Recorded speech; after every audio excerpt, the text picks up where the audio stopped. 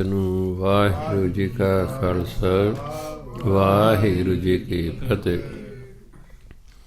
ਸ਼੍ਰੀ ਗੁਰੂ ਗ੍ਰੰਥ ਸਾਹਿਬ ਦੇ ਅੰਗ ਨੰਬਰ 1376 ਤੇ ਉੱਤੋਂ ਪੰਜਵੀਂ ਪੰਕਤੀ ਹੈ 216 ਨੰਬਰ ਤੋਂ ਬਾਅਦ। ਅੰਗ 1376 ਸ਼ਲੋਕ ਹੈ 216 ਤੋਂ ਬਾਅਦ। ਕਬੀਰ ਲਾਗੀ ਪ੍ਰੀਤ ਸੁਜਾਨ ਸਿਉ, ਬਰਜੈ ਲੋਗ ਅਜਾਨ, ਤਾ ਸਿਉ ਟੂਟੀ ਕਿਉ ਬਨੈ, ਜਾ ਕੇ ਜੀ ਪ੍ਰਾਣ। ਕਬੀਰ ਸਾਹਿਬ ਕਹਿੰਦੇ ਸਾਡਾ ਪਿਆਰ ਸੁਜਾਨ ਪਾ ਪਰਮਾਤਮਾ, ਜਿਹੜਾ ਜਾਣੀ ਜਾਣ ਹੋਵੇ ਉਹਨੂੰ ਕਹਿੰਦੇ ਸੁਜਾਨ। ਸਿਆਣੇ ਨੂੰ ਵੀ ਸੁਜਾਨ ਕਹਿੰਦੇ ਨੇ। ਇੱਥੇ ਪਰਮਾਤਮਾ ਤੋਂ ਭਾਵ ਹੈ ਸਾਡੀ ਪ੍ਰੀਤ ਪਰਮਾਤਮਾ ਦੇ ਨਾਲ ਲੱਗ ਗਈ ਹੈ। ਵਰਜੈ ਲੋਕ ਅਜਾਨ, ਵਰਜੈ ਹੁੰਦਾ ਰੋਕਣਾ, ਵਰਜਣਾ। ਜੇ ਤੁਹਾਡਾ ਕੋਈ ਬੱਚਾ ਸ਼ਰਾਰਤ ਕਰਦਾ ਤੁਸੀਂ ਇਹਨੂੰ ਵਰਜਦੇ ਹੋ ਵੀ ਇਹ ਨਾ ਕਰ। ਅਜਾਨ ਅਗਿਆਨੀ, ਅਗਿਆਨੀ ਲੋਕ ਸਾਨੂੰ ਰੋਕਦੇ ਨੇ ਕਿ ਤੂੰ ਰੱਬ ਨੂੰ ਪਿਆਰ ਨਾ ਕਰ, ਵੀ ਤੂੰ ਆਪਣਾ ਕੰਮ ਧੰਦਾ ਕਰ। ਆਮ ਤੌਰ 'ਤੇ ਜਦੋਂ ਬੰਦਾ ਭਜਨ ਬੰਦਗੀ ਕਰਨ ਲੱਗਦਾ ਬਹੁਤ ਸਾਰੇ ਘਰ ਦੇ ਜੀ ਹੀ ਉਹਦੀ ਵਿਰੋਧਤਾ ਕਰਨ ਲੱਗਦੇ ਨੇ। ਉਹ ਪੜ੍ਹਦਾ ਕਿ ਹਰ ਦੀ ਗੁਟਕਾ ਚੱਕੀ ਫਿਰਦਾ, ਚੱਲ ਇਹ ਕਰਨਗੇ। ਉਹ ਪੜ੍ਹ ਲੈ 2 ਅੱਖਰ, ਹਰ ਗੁਟਕਾ ਜਿਹਾ ਚੱਕੀ ਫਿਰਦਾ ਹੈ। ਆਹ ਕਰ ਲੈ, ਉਹ ਕਰ ਲੈ, ਫਿਰ ਕਰ ਲਈ ਪਾਠ। ਪਹਿਲਾਂ ਤਾਂ ਘਰ ਤੋਂ ਹੀ ਵਿਰੋਧਤਾ ਹੋਣੀ ਸ਼ੁਰੂ ਹੁੰਦੀ ਹੈ। ਫਿਰ ਸੰਸਾਰ ਵਾਲੇ ਵੀ ਕਮਲਾ ਕਹਿਣ ਲੱਗਦੇ ਨੇ। ਜਦੋਂ ਉਹਦੀ ਕੋਈ ਗੱਲ ਬਣ ਜਾਂਦੀ ਹੈ ਫਿਰ ਠੀਕ ਹੈ, ਫਿਰ ਘਰ ਵਾਲੇ ਵੀ ਖੁਸ਼ ਅਤੇ ਬਾਹਰਲੇ ਵੀ ਖੁਸ਼। ਪਹਿਲਾਂ ਜ਼ਰੂਰ ਵਿਰੋਧਤਾ ਕਰਦੇ ਨੇ।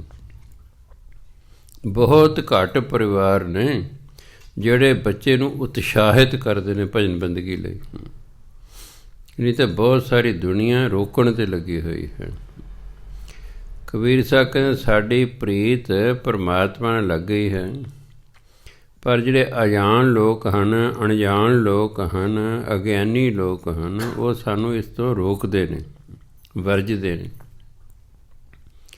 ਤਾ ਸਿਉ ਟੂਟੀ ਕਿਉਂ ਬਣੇ, ਤਾ ਹਿੰਦੀ ਦਾ ਸ਼ਬਦ ਹੈ ਉਸ, ਸਿਉ ਮੈਨੇ ਨਾਲ, ਤਾ ਸਿਉ ਉਸ ਨਾਲ।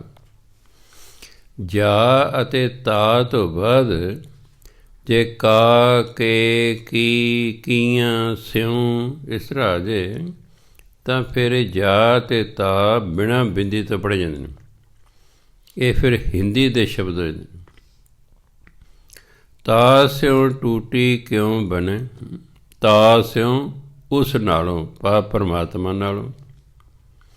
ਟੂਟੀ ਕਿਉਂ ਬਣੇ, ਜਾ ਕੇ ਜੀ ਪ੍ਰਾਣ। ਹੁਣ ਜਾ ਤੋਂ ਬਾਅਦ ਕੇ ਆ ਗਿਆ, ਇਸ ਲਈ ਜਾਂ ਕੇ ਨਹੀਂ ਪੜ੍ਹਨਾ ਇਸ ਨੂੰ, ਤਾਂ ਸਿਉ ਨਹੀਂ ਪੜ੍ਹਨਾ, ਜਾਂ ਕੇ ਨਹੀਂ ਪੜ੍ਹਨਾ। ਤਾਂ ਦੱਸਿਆ ਤੁਹਾਨੂੰ, ਕਿਉਂਕਿ ਕਈ ਵਾਰੀ ਪਾਠੀਆਂ ਤੋਂ ਫਿਰ ਮੈਂ ਇਸ ਤਰ੍ਹਾਂ ਸੁਣਦਾ। ਹਿੰਦੀ ਦਾ ਵੀ ਸਾਨੂੰ ਐਕਚੁਅਲੀ ਗੁਰਬਾਣੀ ਪੜ੍ਹਨ ਲਈ ਪੰਜਾਬੀ 1, ਹਿੰਦੀ 2, ਸੰਸਕ੍ਰਿਤ 3 ਅਤੇ ਅਰਬੀ ਫਾਰਸੀ 4 ਭਾਸ਼ਾਵਾਂ ਦਾ ਜਿਹਨੂੰ ਗਿਆਨ ਹੈ ਉਹ ਸਹੀ ਪਾਠ ਕਰ ਸਕਦਾ, ਨਹੀਂ ਤਾਂ ਇਹ ਰਹਿ ਜਾਂਦੀ ਨਹੀਂ, ਕਸਰ ਰਹਿ ਜਾਂਦੀ ਹੈ। ਜਾਂ ਫਿਰ ਜਿਹੜਾ ਪਾਠ ਸਿਖਾਉਣ ਵਾਲਾ ਹੈ ਉਹਨੂੰ ਇਹ 4 ਜ਼ਬਾਨਾਂ ਆਉਣੀਆਂ ਚਾਹੀਦੀਆਂ, ਤਾਂ ਉਹ ਸ਼ੁੱਧ ਪਾਠ ਸਿਖਾ ਸਕਦਾ। ਸ਼ੁੱਧ ਪਾਠ ਸਿੱਖੂਗਾ ਤਾਂ ਅੱਗੇ ਸ਼ੁੱਧ ਪਾਠ ਕੋਈ ਕਰੇਗਾ। ਇਸ ਲਈ ਹਿੰਦੀ ਦਾ ਆਉਣਾ, ਪੰਜਾਬੀ ਤਾਂ ਚਲੋ ਸਾਡੀ ਜ਼ਬਾਨ ਹੈ, ਸਾਨੂੰ ਤਾਂ ਇਹੀ ਨਹੀਂ ਆਉਂਦੀ, ਹਿੰਦੀ ਅਜੇ ਕਿੱਥੋਂ ਆਉਣੀ ਹੈ। ਲੋਕਾਂ ਨੂੰ ਤਾਂ ਪੰਜਾਬੀ ਹੀ ਚੱਜ ਨਾਲ ਨਹੀਂ ਆਉਂਦੀ ਹੈਗੀ। ਬਥੇਰੇ ਸਾਲ ਦੇਖੇ ਸਕੂਲਾਂ 'ਚ, ਪੰਜਾਬੀ ਨਹੀਂ ਸ਼ੁੱਧ ਲਿਖਣੀ ਆਉਂਦੀ, ਇਸ ਲਈ ਬਾਕੀ ਤਾਂ ਕੀ ਬੰਦਾ ਲਿਖੇਗਾ। ਕਿਉਂਕਿ ਮੈਂ ਦੇਖਿਆ ਹਰ ਇੱਕ ਸਬਜੈਕਟ ਬਹੁਤ ਮਿਹਨਤ ਮੰਗਦਾ ਹੈ, ਅਤੇ ਲੋਕ ਪੰਜਾਬੀ ਨੂੰ ਤਾਂ ਐਵੇਂ ਹੀ ਗਿਣਦੇ ਨੇ ਵੀ ਚੱਲ ਇਹ 'ਚ ਤਾਂ ਪਾਸ ਹੋ ਹੀ ਜਾਵਾਂਗੇ। ਪਾਸ ਹੋਣਾ ਹੋਰ ਗੱਲ ਹੁੰਦਾ, ਪੰਜਾਬੀ ਆਉਣੀ ਹੋਰ ਗੱਲ ਹੁੰਦੀ। ਪਾਸ ਤੇ 33 ਨੰਬਰ ਵਾਲਾ ਵੀ ਹੋ ਗਿਆ ਹੈ, ਪਰ ਇਹ ਨਹੀਂ ਕਹਿਦਾ ਕਿ ਮੈਨੂੰ ਪੰਜਾਬੀ ਆ ਗਈ। ਹਾਂ 95-96% ਨੰਬਰ ਲਵੇ ਫਿਰ ਤਾਂ ਕੋਈ ਗੱਲ ਬਣ ਸਕਦੀ ਹੈ। ਮੈਂ ਦੇਖਿਆ ਬਸ ਲੋ ਇਹਦਾ ਕੀ ਹੈ, ਇਸ ਤਾਂ ਪਾਸ ਹੋ ਹੀ ਜਾਵਾਂਗੇ। ਹੁਣ ਪਾਸ ਕਰਨ ਵਾਲੇ ਕੀ ਸੋਚਦੇ ਨੇ ਵੀ ਜੇ ਫੇਲ ਕਰਤੇ ਇਹ ਪੰਜਾਬੀ ਜ਼ਰੂਰੀ ਹੈ, ਪੰਜਾਬੀ 'ਚ ਫੇਲ ਤਾਂ ਫੇਲ, ਪੰਜਾਬੀ 'ਚ ਫੇਲ ਤਾਂ ਸਾਰੀ ਕਲਾਸ 'ਚੋਂ ਫੇਲ। ਉਹ ਫਿਰ ਕਹਿੰਦੇ ਕਾਹਨੂੰ ਸਾਲ ਖਰਾਬ ਕਰਨਾ, ਉਹ ਵੀ ਗਿੱਠਾ ਗੁੱਠਾ ਮਿਲ ਕੇ ਨੰਬਰ ਲਾ ਦਿੰਦਾ। ਇਸ ਲਈ ਪੰਜਾਬੀ ਨਹੀਂ ਆਉਂਦੀ ਲੋਕਾਂ ਨੂੰ, ਹਿੰਦੀ ਤਾਂ ਕਿੱਥੋਂ ਆਉਣੀ ਹੈ, ਕਿਉਂਕਿ ਜਿਹਨੂੰ ਆਪਣੀ ਜ਼ਬਾਨ ਹੀ ਚੱਜ ਨਾਲ ਨਹੀਂ ਹੁੰਦੀ, ਉਹਨੂੰ ਕੋਈ ਹੋਰ ਜ਼ਬਾਨ ਚੱਜ ਨਾਲ ਨਹੀਂ ਆ ਸਕਦੀ ਹੈ। ਮਾਤ ਭਾਸ਼ਾ ਦਾ ਬਹੁਤ ਵਧੀਆ ਆਉਣਾ ਜ਼ਰੂਰੀ ਹੁੰਦਾ ਹੈ। ਸੋ ਗੁਰੂ ਮਹਾਰਾਜ ਕਹਿੰਦੇ ਜਾ ਕੇ ਜੀ ਪ੍ਰਾਣ, ਜੀ ਮੈਨੇ ਜਿੰਦ, ਪ੍ਰਾਣ ਜਿਸ ਨੇ ਸਾਨੂੰ ਜਿੰਦ ਦਿੱਤੀ ਹੈ, ਜਿਸ ਨੇ ਸਾਨੂੰ ਪ੍ਰਾਣ ਦਿੱਤੇ ਹਨ, ਉਹਦੇ ਨਾਲ ਜੇ ਪ੍ਰੀਤ ਹੀ ਟੁੱਟ ਗਈ ਫਿਰ ਕਾਹਦੀ ਗੱਲ ਬਣੀ ਬਈ। ਸਾਨੂੰ ਅਹਿਸਾਨਮੰਦ ਰਹਿਣਾ ਚਾਹੀਦਾ ਹੈ। ਸਾਨੂੰ ਕੋਈ ਚੀਜ਼ ਦਿੰਦਾ ਕੋਈ ਜਿਹੜੀ ਕਿ ਸਾਡੇ ਲਈ ਬਹੁਤ ਜ਼ਰੂਰੀ ਸੀ, ਉਹ ਚੀਜ਼ ਜਿਹੜੀ ਸਾਡੇ ਲਈ ਬਹੁਤ ਹੀ ਜ਼ਰੂਰੀ ਹੈ, ਅਗਰ ਸਾਨੂੰ ਕੋਈ ਉਹ ਚੀਜ਼ ਦਿੰਦਾ ਤਾਂ ਸਾਡਾ ਫਰਜ਼ ਬਣਦਾ ਸੀ ਉਸ ਦੇ ਧੰਨਵਾਦੀ ਹੋਈਏ।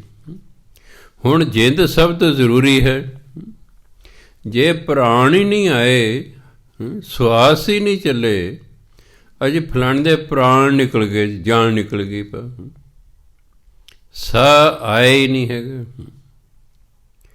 ਕਿੰਨਾ ਜ਼ਰੂਰੀ ਹੈ। ਕਈ ਵਾਰੀ ਬੰਦਾ ਨੇ ਕੁਛ ਆਪਣੇ ਪਰਿਵਾਰ ਨੂੰ ਦੱਸਣਾ ਹੁੰਦਾ ਹੈ, ਅਚਾਨਕ ਬਿਮਾਰ ਹੋ ਗਿਆ, ਦੱਸ ਨਹੀਂ ਸਕਿਆ, ਉਹ ਬੇਹੋਸ਼ੀ ਦੀ ਹਾਲਤ 'ਚ ਹੋ ਗਿਆ ਹੈ।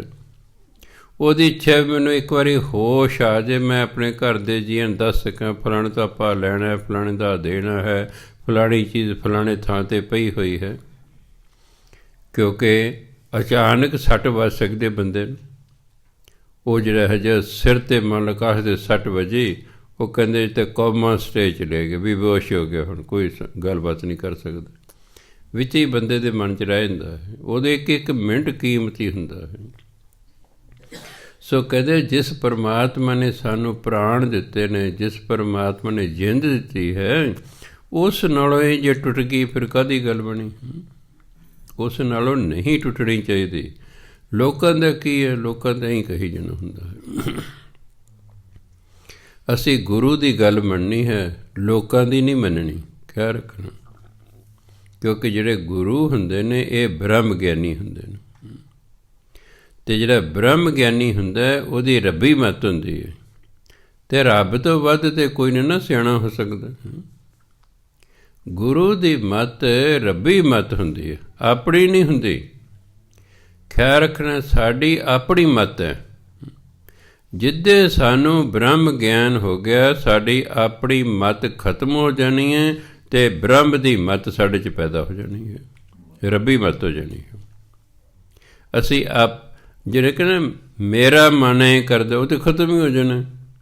ਮੇਰੀ ਮਰਜ਼ੀ ਉਹ ਖਤਮ ਹੋ ਜਾਣੀ ਹੈ, ਉਹ ਤਾਂ ਰਹਿਣੀ ਨਹੀਂ। ਅੰਦਰ ਮੈਂ ਹੀ ਨਹੀਂ ਰਹਿਣੀ ਅਤੇ ਮੈਂ ਨਾਲ ਸੰਬੰਧਿਤ ਵੀ ਕੋਈ ਚੀਜ਼ ਨਹੀਂ ਰਹਿਣੀ। ਮੇਰਾ ਸਰੀਰ, ਮੇਰਾ ਘਰ, ਮੇਰੇ ਬੱਚੇ, ਮੇਰੇ ਕੱਪੜੇ ਫਲਾਣ, ਇਹ ਖਤਮ ਹੋ ਜਾਏਗਾ ਸਭ, ਇਹ ਖਤਮ ਹੋ। ਫਿਰ ਤੁਸੀਂ ਕੀ ਰਹਿ ਜਾਏਗਾ ਜੀ? ਤੇਰਾ ਸਰੀਰ, ਤੇਰਾ ਘਰ, ਤੇਰੇ ਕੱਪੜੇ, ਤੇਰੀ ਦਿੱਤੀ ਹੋਈ ਜਿੰਦ, ਤੇਰੀ ਦਿੱਤੀ ਹੋਈ ਜਾਨ, ਆਪਣੇ ਤਾਂ ਕੁਛ ਹੈ ਹੀ ਨਹੀਂ ਹੈ। ਆਪਣਾ ਖਤਮ ਹੋ ਗਏ, ਆਪਣਾ ਖਤਮ ਹੋ ਜਾਂਦਾ ਹੈ। ਇਸ ਲਈ ਗੁਰੂ ਬ੍ਰਹਮ ਗਿਆਨੀ ਹੁੰਦੇ ਨੇ, ਉਹਨਾਂ ਦੇ ਆਪਣੇ ਵਿਚਾਰ ਨਹੀਂ ਹੁੰਦੇ। ਜਿੰਨਾ ਚਿਰ ਆਪਣੇ ਵਿਚਾਰ ਨੇ, ਬੰਦਾ ਬ੍ਰਹਮ ਗਿਆਨੀ ਨਹੀਂ ਹੁੰਦਾ। ਕਹਿਲਾਈ ਜਾਓ, ਕਹਿਣ ਵਾਲੇ ਕਹੀ ਜਾਓ, ਕਹਿਣ ਵਾਲੇ ਕਹੀ ਜਾਓ, ਕਹਿਲਾਉਣ ਵਾਲੇ ਕਹਿਲਾਈ ਜਾਓ, ਗੱਲ ਵੱਖਰੀ ਹੈ। ਪਰ ਜਿੰਨਾ ਚਿਰ ਬ੍ਰਹਮ ਗਿਆਨ ਨਹੀਂ ਹੁੰਦਾ, ਇਹ ਮੈਂ ਅੰਦਰ ਰਹੇਗੀ ਹੀ ਰਹੇਗੀ। ਅਤੇ ਜਿੱਥੇ ਮੈਂ ਹੋਏਗੀ ਉੱਥੇ ਗਲਤੀ ਹੋ ਸਕਦੀ ਹੈ। ਜਿੰਨਾ ਚਿਰ ਮੈਂ ਅੰਦਰ ਰਹੇਗੀ ਉਨਾ ਚਿਰ ਮਨੁੱਖ ਤੋਂ ਮਰਨ ਤੱਕ ਕੋਈ ਨਾ ਕੋਈ ਗਲਤੀ ਹੋ ਸਕਦੀ ਹੈ। ਜਦੋਂ ਹੋਏ ਬ੍ਰਹਮ ਗਿਆਨ ਗਿਆ, ਆਪਣੇ ਵਿਚਾਰ ਹੀ ਕੋਈ ਨਹੀਂ ਰਹੇ, ਆਪਣੀ ਮਰਜ਼ੀ ਹੀ ਨਹੀਂ ਰਹੀ, ਉਹ ਤਾਂ ਫਿਰ ਰੱਬ ਦੀ ਮਰਜ਼ੀ ਚੱਲੇਗੀ ਬਸ। ਕਈ ਵਾਰੀ ਗੁਰੂ ਨਾਨਕ ਦੇ ਬੜੇ ਤੇਜ਼ ਜਾ ਰਹੇ ਹੁੰਦੇ, ਮਰਦਾਨੇ ਪੁੱਛਦੇ ਬਾਬਾ ਜੀ ਅੱਜ ਕਿੱਥੇ ਚੱਲੇ ਹੋ? ਕਹਿੰਦੇ ਜਿੱਥੇ ਪਰਮਾਤਮਾ ਲੈ ਜਾਏਗਾ, ਜਿੱਥੇ ਪਰਮਾਤਮਾ ਲੈ ਜਾਏਗਾ। ਕਿਉਂਕਿ ਉਹਨਾਂ ਦੇ ਅੰਦਰੋਂ ਆਪਣੀ ਮਰਜ਼ੀ, ਆਪਣੇ ਵਿਚਾਰ ਖਤਮ ਹੋ ਚੁੱਕੇ ਹੁੰਦੇ ਹਨ। ਲੋਕਾਂ ਦੇ ਆਪਣੇ ਵਿਚਾਰ ਨੇ, ਇਸ ਲੋਕ ਕਹਿੰਦੇ ਐਂ ਕਰਨਾ ਚਾਹੀਦਾ, ਦੂਜਾ ਕਹਿੰਦਾ ਐਂ ਕਰਨਾ ਚਾਹੀਦਾ ਹੈ। ਉਹਨਾਂ ਦੇ ਰੱਬੀ ਵਿਚਾਰ, ਹੁਣ ਕਬੀਰ ਸਾਹਿਬ ਦੇ ਰੱਬੀ ਵਿਚਾਰ ਨੇ। ਉਹ ਕਹਿੰਦੇ ਮਸਾਂ ਤਾਂ ਸਾਡਾ ਪਿਆਰ ਪਿਆ ਪਰਮਾਤਮਾ ਨਾਲ, ਇਹ ਅਗਿਆਨੀ ਲੋਕ ਕਹਿੰਦੇ ਨੇ ਤੂੰ ਇਹ ਛੱਡ ਦੇ। ਹੁਣ ਕਹਿੰਦੇ ਜਿਸ ਪਰਮਾਤਮਾ ਨੇ ਸਾਨੂੰ ਜਿੰਦ ਦਿੱਤੀ ਹੈ, ਪ੍ਰਾਣ ਦਿੱਤੇ ਨੇ, ਉਹਦੇ ਨਾਲ ਟੁੱਟ ਕੇ ਕਿਵੇਂ ਬਣਾਵੇਗੇ? ਉਹਦੇ ਨਾਲ ਮੈਂ ਨਹੀਂ ਤੋੜ ਸਕਦਾ। ਸੋ ਜਿੰਨਾ ਵੀ ਸਮਾਂ ਮਿਲੇ, ਠੀਕ ਹੈ, ਅਸੀਂ ਗ੍ਰਸਥੀ ਹਾਂ, ਸਿੱਖ ਧਰਮ ਗ੍ਰਸਥੀਆਂ ਦਾ ਧਰਮ ਹੈ, ਇਹ ਛੜਿਆਂ ਦਾ ਨਹੀਂ ਹੈ। ਵੈਸੇ ਮਨੁੱਖ ਛੜੇ ਨੂੰ ਨਾ ਬਿਹੰਗਮ ਕਹਿੰਦੇ। ਛੜਾ ਸ਼ਬਦ ਧਰਮ ਦੇ ਵਿੱਚ ਠੀਕ ਨਹੀਂ ਲੱਗਦਾ ਬੋਲਦੇ। ਇਹ ਸਾਧ ਛੜਾ ਜੀ, ਚੰਗਾ ਨਹੀਂ ਲੱਗਦਾ। ਇਹ ਸਾਧੂ ਬਿਹੰਗਮ ਹੈ। ਭਾਵੇਂ ਦੱਸਣਾ, ਅਰਥ ਦੱਸਣਾ ਪੈਂਦਾ ਪਹਿਲਾਂ ਵੀ ਬਿਹੰਗਮ ਕਿਹਨੂੰ ਕਹਿੰਦੇ। ਉਹ ਸਾਧੂ ਜਿਹਨੇ ਸ਼ਾਦੀ ਨਹੀਂ ਕਰਾਈ ਉਹਨੂੰ ਕੀ ਕਹਿੰਦੇ ਨੇ? ਇਹ ਬਿਹੰਗਮ ਸਾਧ ਹੈ। ਇਸ ਲਈ ਬਿਹੰਗਮ ਸ਼ਬਦ ਵਰਤਦੇ ਨੇ, ਛੜਾ ਨਹੀਂ ਵਰਤਦੇ। ਹਾਲਾਂਕਿ ਮੀਨਿੰਗ ਦੋਨਾਂ ਦਾ ਇੱਕੋ ਹੀ ਹੈ, ਅਰਥ ਤਾਂ ਦੋਨਾਂ ਦਾ ਇੱਕੋ ਹੀ ਹੈ, ਪਰ ਨਾ ਧਰਮ ਦੇ ਵਿੱਚ ਜਿਹੜੀ ਹੈ ਰਿਫਾਈਨਡ ਲੈਂਗੁਏਜ ਵਰਤਣੀ ਪੈਂਦੀ ਹੈ। ਇਹ ਖੁਰਦਰੀ ਜ਼ਬਾਨ ਨਹੀਂ ਵਰਤੀ ਜਾ ਸਕਦੀ। ਤੇਰੇ ਪਿਤਾ ਜੀ ਆ ਰਹੇ ਨੇ, ਇੱਕ ਤੇ ਉਹ ਤੇਰੀ ਮਾਂ ਦਾ ਖਸਮ ਆ ਰਿਹਾ। ਦੱਸੋ, ਮੀਨਿੰਗ ਦੋਨਾਂ ਦਾ ਇੱਕੋ ਹੈ, ਅਰਥ ਤਾਂ ਦੋਨਾਂ ਦਾ ਇੱਕੋ ਹੈ ਨਾ। ਤੇਰੀ ਮਾਂ ਦਾ ਖਸਮ ਆ ਰਿਹਾ ਅਤੇ ਤੇਰੇ ਪਿਤਾ ਆ ਰਿਹਾ, ਦੋਨਾਂ ਇੱਕ ਹੈ, ਅਰਥ ਦੋਨਾਂ ਦਾ ਇੱਕੋ ਹੈ, ਪਰ ਬੋਲਣ 'ਚ ਕਿੰਨਾ ਭੈੜਾ ਲੱਗੇਗਾ। ਆਪਾਂ ਕਿ ਤੇਰੇ ਪਿਤਾ ਜੀ ਆ ਰਹੇ ਨੇ, ਉਹ ਹੋਰ ਗੱਲ ਹੈ। ਓਏ ਆ ਤੇਰੀ ਮਾਂ ਦਾ ਖਸਮ ਆ ਰਿਹਾ, ਤਾਂ ਫਿਰ ਛਿੱਤਰ ਖਾਣ ਵਾਲੀ ਗੱਲ ਹੀ ਕਿ ਨਹੀਂ। ਹਾਲਾਂਕਿ ਕਿ ਬੋਲਣ ਦਾ ਚੱਜ ਨਹੀਂ ਹੈ। ਇਸ ਲਈ ਧਰਮ ਦੇ ਵਿੱਚ ਜਿਹੜੇ ਸ਼ਬਦਾਵਲੀ ਵਰਤੀ ਗਈ ਹੈ, ਇਹ ਬੜੀ ਸੋਚ ਸਮਝ ਕੇ ਵਰਤੀ ਗਈ ਹੈ। ਸੋ ਤਾਂ ਉਹ ਕਹਿੰਦੇ ਨੇ, ਸੋ ਬ੍ਰਹਮ ਗਿਆਨੀ ਸਨ, ਉਹਨਾਂ ਦੀ ਜਿਹੜੀ ਸੀ ਸੋਚ ਰੱਬੀ ਸੋਚ ਸੀ। ਇਸ ਲਈ ਕਹਿੰਦੇ ਪਰਮਾਤਮਾ ਨੂੰ ਪਿਆਰ ਕਰਨਾ ਹੀ ਕਰਨਾ ਹੈ। ਆਪਾਂ ਗ੍ਰਸਥੀ ਹਾਂ, ਸਿੱਖ ਧਰਮ ਗ੍ਰਸਥੀਆਂ ਦਾ। ਵੈਸੇ ਇਸ 'ਚ ਲਿਖਿਆ ਹੋਇਆ ਹੈ ਕਿ ਜੇ ਕੋਈ ਬਿਹੰਗਮ ਰਹਿ ਸਕਦਾ ਹੈ ਤਾਂ ਉਹ ਰਹਿ ਸਕਦਾ ਹੈ। ਇਹ ਨਹੀਂ ਕਿ 100% ਬੰਦਿਆਂ ਨੇ ਸ਼ਾਦੀ ਕਰਾਉਣਾ ਜ਼ਰੂਰੀ ਹੈ, ਨਹੀਂ। ਉਂਝ ਗ੍ਰਸਥ ਨੂੰ ਪਹਿਲ ਦਿੱਤੀ ਗਈ ਹੈ। ਉਹ ਕਹਿੰਦੇ ਵੀ ਜੇ ਕੋਈ ਬਿਹੰਗਮ ਰਹਿ ਸਕਦਾ ਤਾਂ ਬੜੀ ਖੁਸ਼ੀ ਨਾਲ ਰਹਿ ਸਕਦਾ। ਸੋ ਮੁੱਖ ਗੱਲ ਕੀ ਹੈ, ਚਾਹੇ ਬਿਹੰਗਮ ਹੋਵੋ ਅਤੇ ਚਾਹੇ ਗ੍ਰਸਥੀ ਹੋਵੋ, ਪਰਮਾਤਮਾ ਦਾ ਨਾਮ ਤਾਂ ਜਪਣਾ ਹੀ ਜਪਣਾ ਹੈ। ਇੱਥੇ ਕੋਈ ਬਹਾਨੇਬਾਜ਼ੀ ਨਹੀਂ ਚੱਲੇਗੀ। ਉਹ ਜੀ ਮੇਰਾ ਪਰਿਵਾਰ ਵੱਡਾ ਹੈ ਜੀ, ਉਹ ਮੈਨੂੰ ਟਾਈਮ ਨਹੀਂ ਲੱਗਦਾ ਹੈ, ਇਹ ਬਹਾਨੇ, ਇਹਨੂੰ ਕਹਿੰਦੇ ਲੰਗੜੇ ਬਹਾਨੇ, ਲੇਮ ਐਕਸਕਿਊਜ਼ਿਜ਼। ਇੱਕ ਵਾਰੀ ਕੀ ਹੋਇਆ, ਇੱਕ ਬੱਚਾ ਜਿਹੜਾ ਸੀ ਕਹਿੰਦਾ ਮੇਰੀ ਨਾ ਜੀ ਦਾਦੀ ਮਰ ਗਈ ਹੈ, ਮੈਂ ਆ ਨਹੀਂ ਸਕਦਾ। ਚਲੋ ਜੀ, ਮਹੀਨੇ ਇੱਕ ਬਾਅਦ ਫੇਰ ਆ ਗਏ ਅਰਜੀ, ਮੇਰੀ ਦਾਦੀ ਮਰ ਗਈ, ਮੈਂ ਆ ਨਹੀਂ ਸਕਦਾ। ਇੱਕ ਮਹੀਨੇ ਬਾਅਦ, 1.5 ਮਹੀਨੇ ਫੇਰ ਅਰਜੀ, ਮੇਰੀ ਦਾਦੀ ਮਰ ਗਈ ਹੈ। ਕੁਦਰਤੀ ਮੈਂ ਨਾ 3 ਅਰਜ਼ੀਆਂ ਲੱਭ ਲਈਆਂ, ਰਿਕਾਰਡ ਤਾਂ ਰੱਖਣ ਹੁੰਦੇ ਨੇ। ਹਾਂ, ਮੈਂ ਉਹਦੇ ਬਾਪ ਨੂੰ ਸੱਦਿਆ, ਇੱਕ ਮੁੰਡੇ ਹੋਰ ਨੂੰ ਕਿਹਾ ਮੈਂ ਲੈ ਸੱਦ ਕੇ, ਉਹਦੇ ਬਾਪ ਨੂੰ ਲੈ ਸੱਦੇ। ਉਹ ਆ ਗਏ, ਮੈਂ ਜੀ ਆ ਪੜ੍ਹੋ, ਕੀ ਮੁੰਡੇ ਦੀ ਦਾਦੀ ਮਰ ਗਈ ਹੈ ਕਿ ਨਾ ਚੰਗੀ ਭਲੀ ਹੈ ਜੀ। ਮੈਂ ਦੇਖੋ ਇਹਨੇ 3 ਵਾਰੀ ਆਪਣੀ ਦਾਦੀ ਮਾਰ ਦੀ ਛੁੱਟੀ ਲੈ ਲਈ। ਬਸ ਜੋ ਲੱਗਾ ਉੱਥੇ ਕੁੱਟਣ ਕਲਾਸ 'ਚ, ਇਹਨੇ ਘਰ ਜਾ ਕੇ ਕੁੱਟੋ, ਛਿੱਤਰ ਲਾ ਲਿਆ, ਦੇ ਛਿੱਤਰ ਦੇ ਛਿੱਤਰ। ਕਹਿੰਦੇ ਚੰਗਾ ਹੈ। ਇਹਨੂੰ ਕਹਿੰਦੇ ਲੇਮ ਐਕਸਕਿਊਜ਼ਿਜ਼, ਲੰਗੜੇ ਬਹਾਨੇ। ਸੋ ਧਰਮ ਦੇ ਵਿੱਚ ਲੰਗੜਾ ਬਹਾਨਾ ਕੋਈ ਨਹੀਂ ਚੱਲੇਗਾ ਜੀ, ਮੈਨੂੰ ਵੇਲ ਨਹੀਂ ਹੈ ਜੀ, ਮੈਨੂੰ ਤਾਂ ਫਲਾਣਾ ਹੈ ਜੀ, ਮੇਰਾ ਤਾਂ ਬਿਜ਼ਨਸ ਬਹੁਤ ਵੱਡਾ ਹੈ ਜੀ, ਮੇਰਾ ਪਰਿਵਾਰ ਵੱਡਾ ਹੈ ਜੀ, ਇਹ ਹੈ ਨਾ। ਉਹ ਕਹਿੰਦੇ ਨਾਮ ਤੇ ਜਪਣਾ ਹੀ ਜਪਣਾ ਹੈ। ਅੱਗੇ ਕਬੀਰ ਸਾਹਿਬ ਕਹਿੰਦੇ, ਕਬੀਰ ਕੋਠੇ ਮੰਡਪ ਹੇਤ ਕਰ, ਕਾਹੇ ਮਰੋ ਸਵਾਰ, ਕਾਰਜ 3.5 ਹੱਥ, ਘਣੀ ਤਾਂ 4.25। ਕੋਠੇ, ਪਹਿਲਾਂ ਛੋਟੇ ਤਾਂ ਮੈਨੂੰ ਪਤਾ ਨਹੀਂ ਸੀ ਵੀ ਕੋਠੀ ਵੱਡੀ ਹੁੰਦੀ ਹੈ ਕੋਠੇ ਨਾਲੋਂ। ਭਰਾ ਕਹਿੰਦਾ ਤੂੰ ਨਾ ਓਵਰਸੀਰੀ ਕਰ ਲੈ। ਉਦੋਂ ਓਵਰਸੀਰੀ ਕਹਿੰਦੇ ਸੀ ਇਸ ਨੂੰ, ਜਿਹੜੇ ਹੁਣ ਜੇਈ ਬਣਦੇ ਨੇ। ਮੈਂ ਨਹੀਂ ਬਣਦਾ, ਮੈਂ ਤਾਂ ਟੀਚਰ ਲੱਗਣਾ। ਕਹਿੰਦਾ ਨਹੀਂ, ਤੇਰੀ ਵੀ ਕੋਠੀ ਹੋਏਗੀ, ਸਾਡੀ ਵੀ ਹੋਏਗੀ। ਮੈਂ ਲੈ, ਸਾਡਾ ਐਡਾ ਵੱਡਾ ਕੋਠਾ, ਮੈਂ ਕੋਠੀ ਨੂੰ ਕੀ ਕਰਨਾ? ਕਹਿੰਦੇ ਕੋਈ ਨਹੀਂ, ਤੈਨੂੰ ਮੈਂ ਸ਼ਹਿਰ ਲੈ ਕੇ ਚੱਲਾਂਗੇ, ਫਿਰ ਪਤਾ ਲੱਗੂ ਕੋਠੀ ਕੀ ਹੁੰਦਾ, ਕੋਠਾ ਕੀ ਹੁੰਦਾ।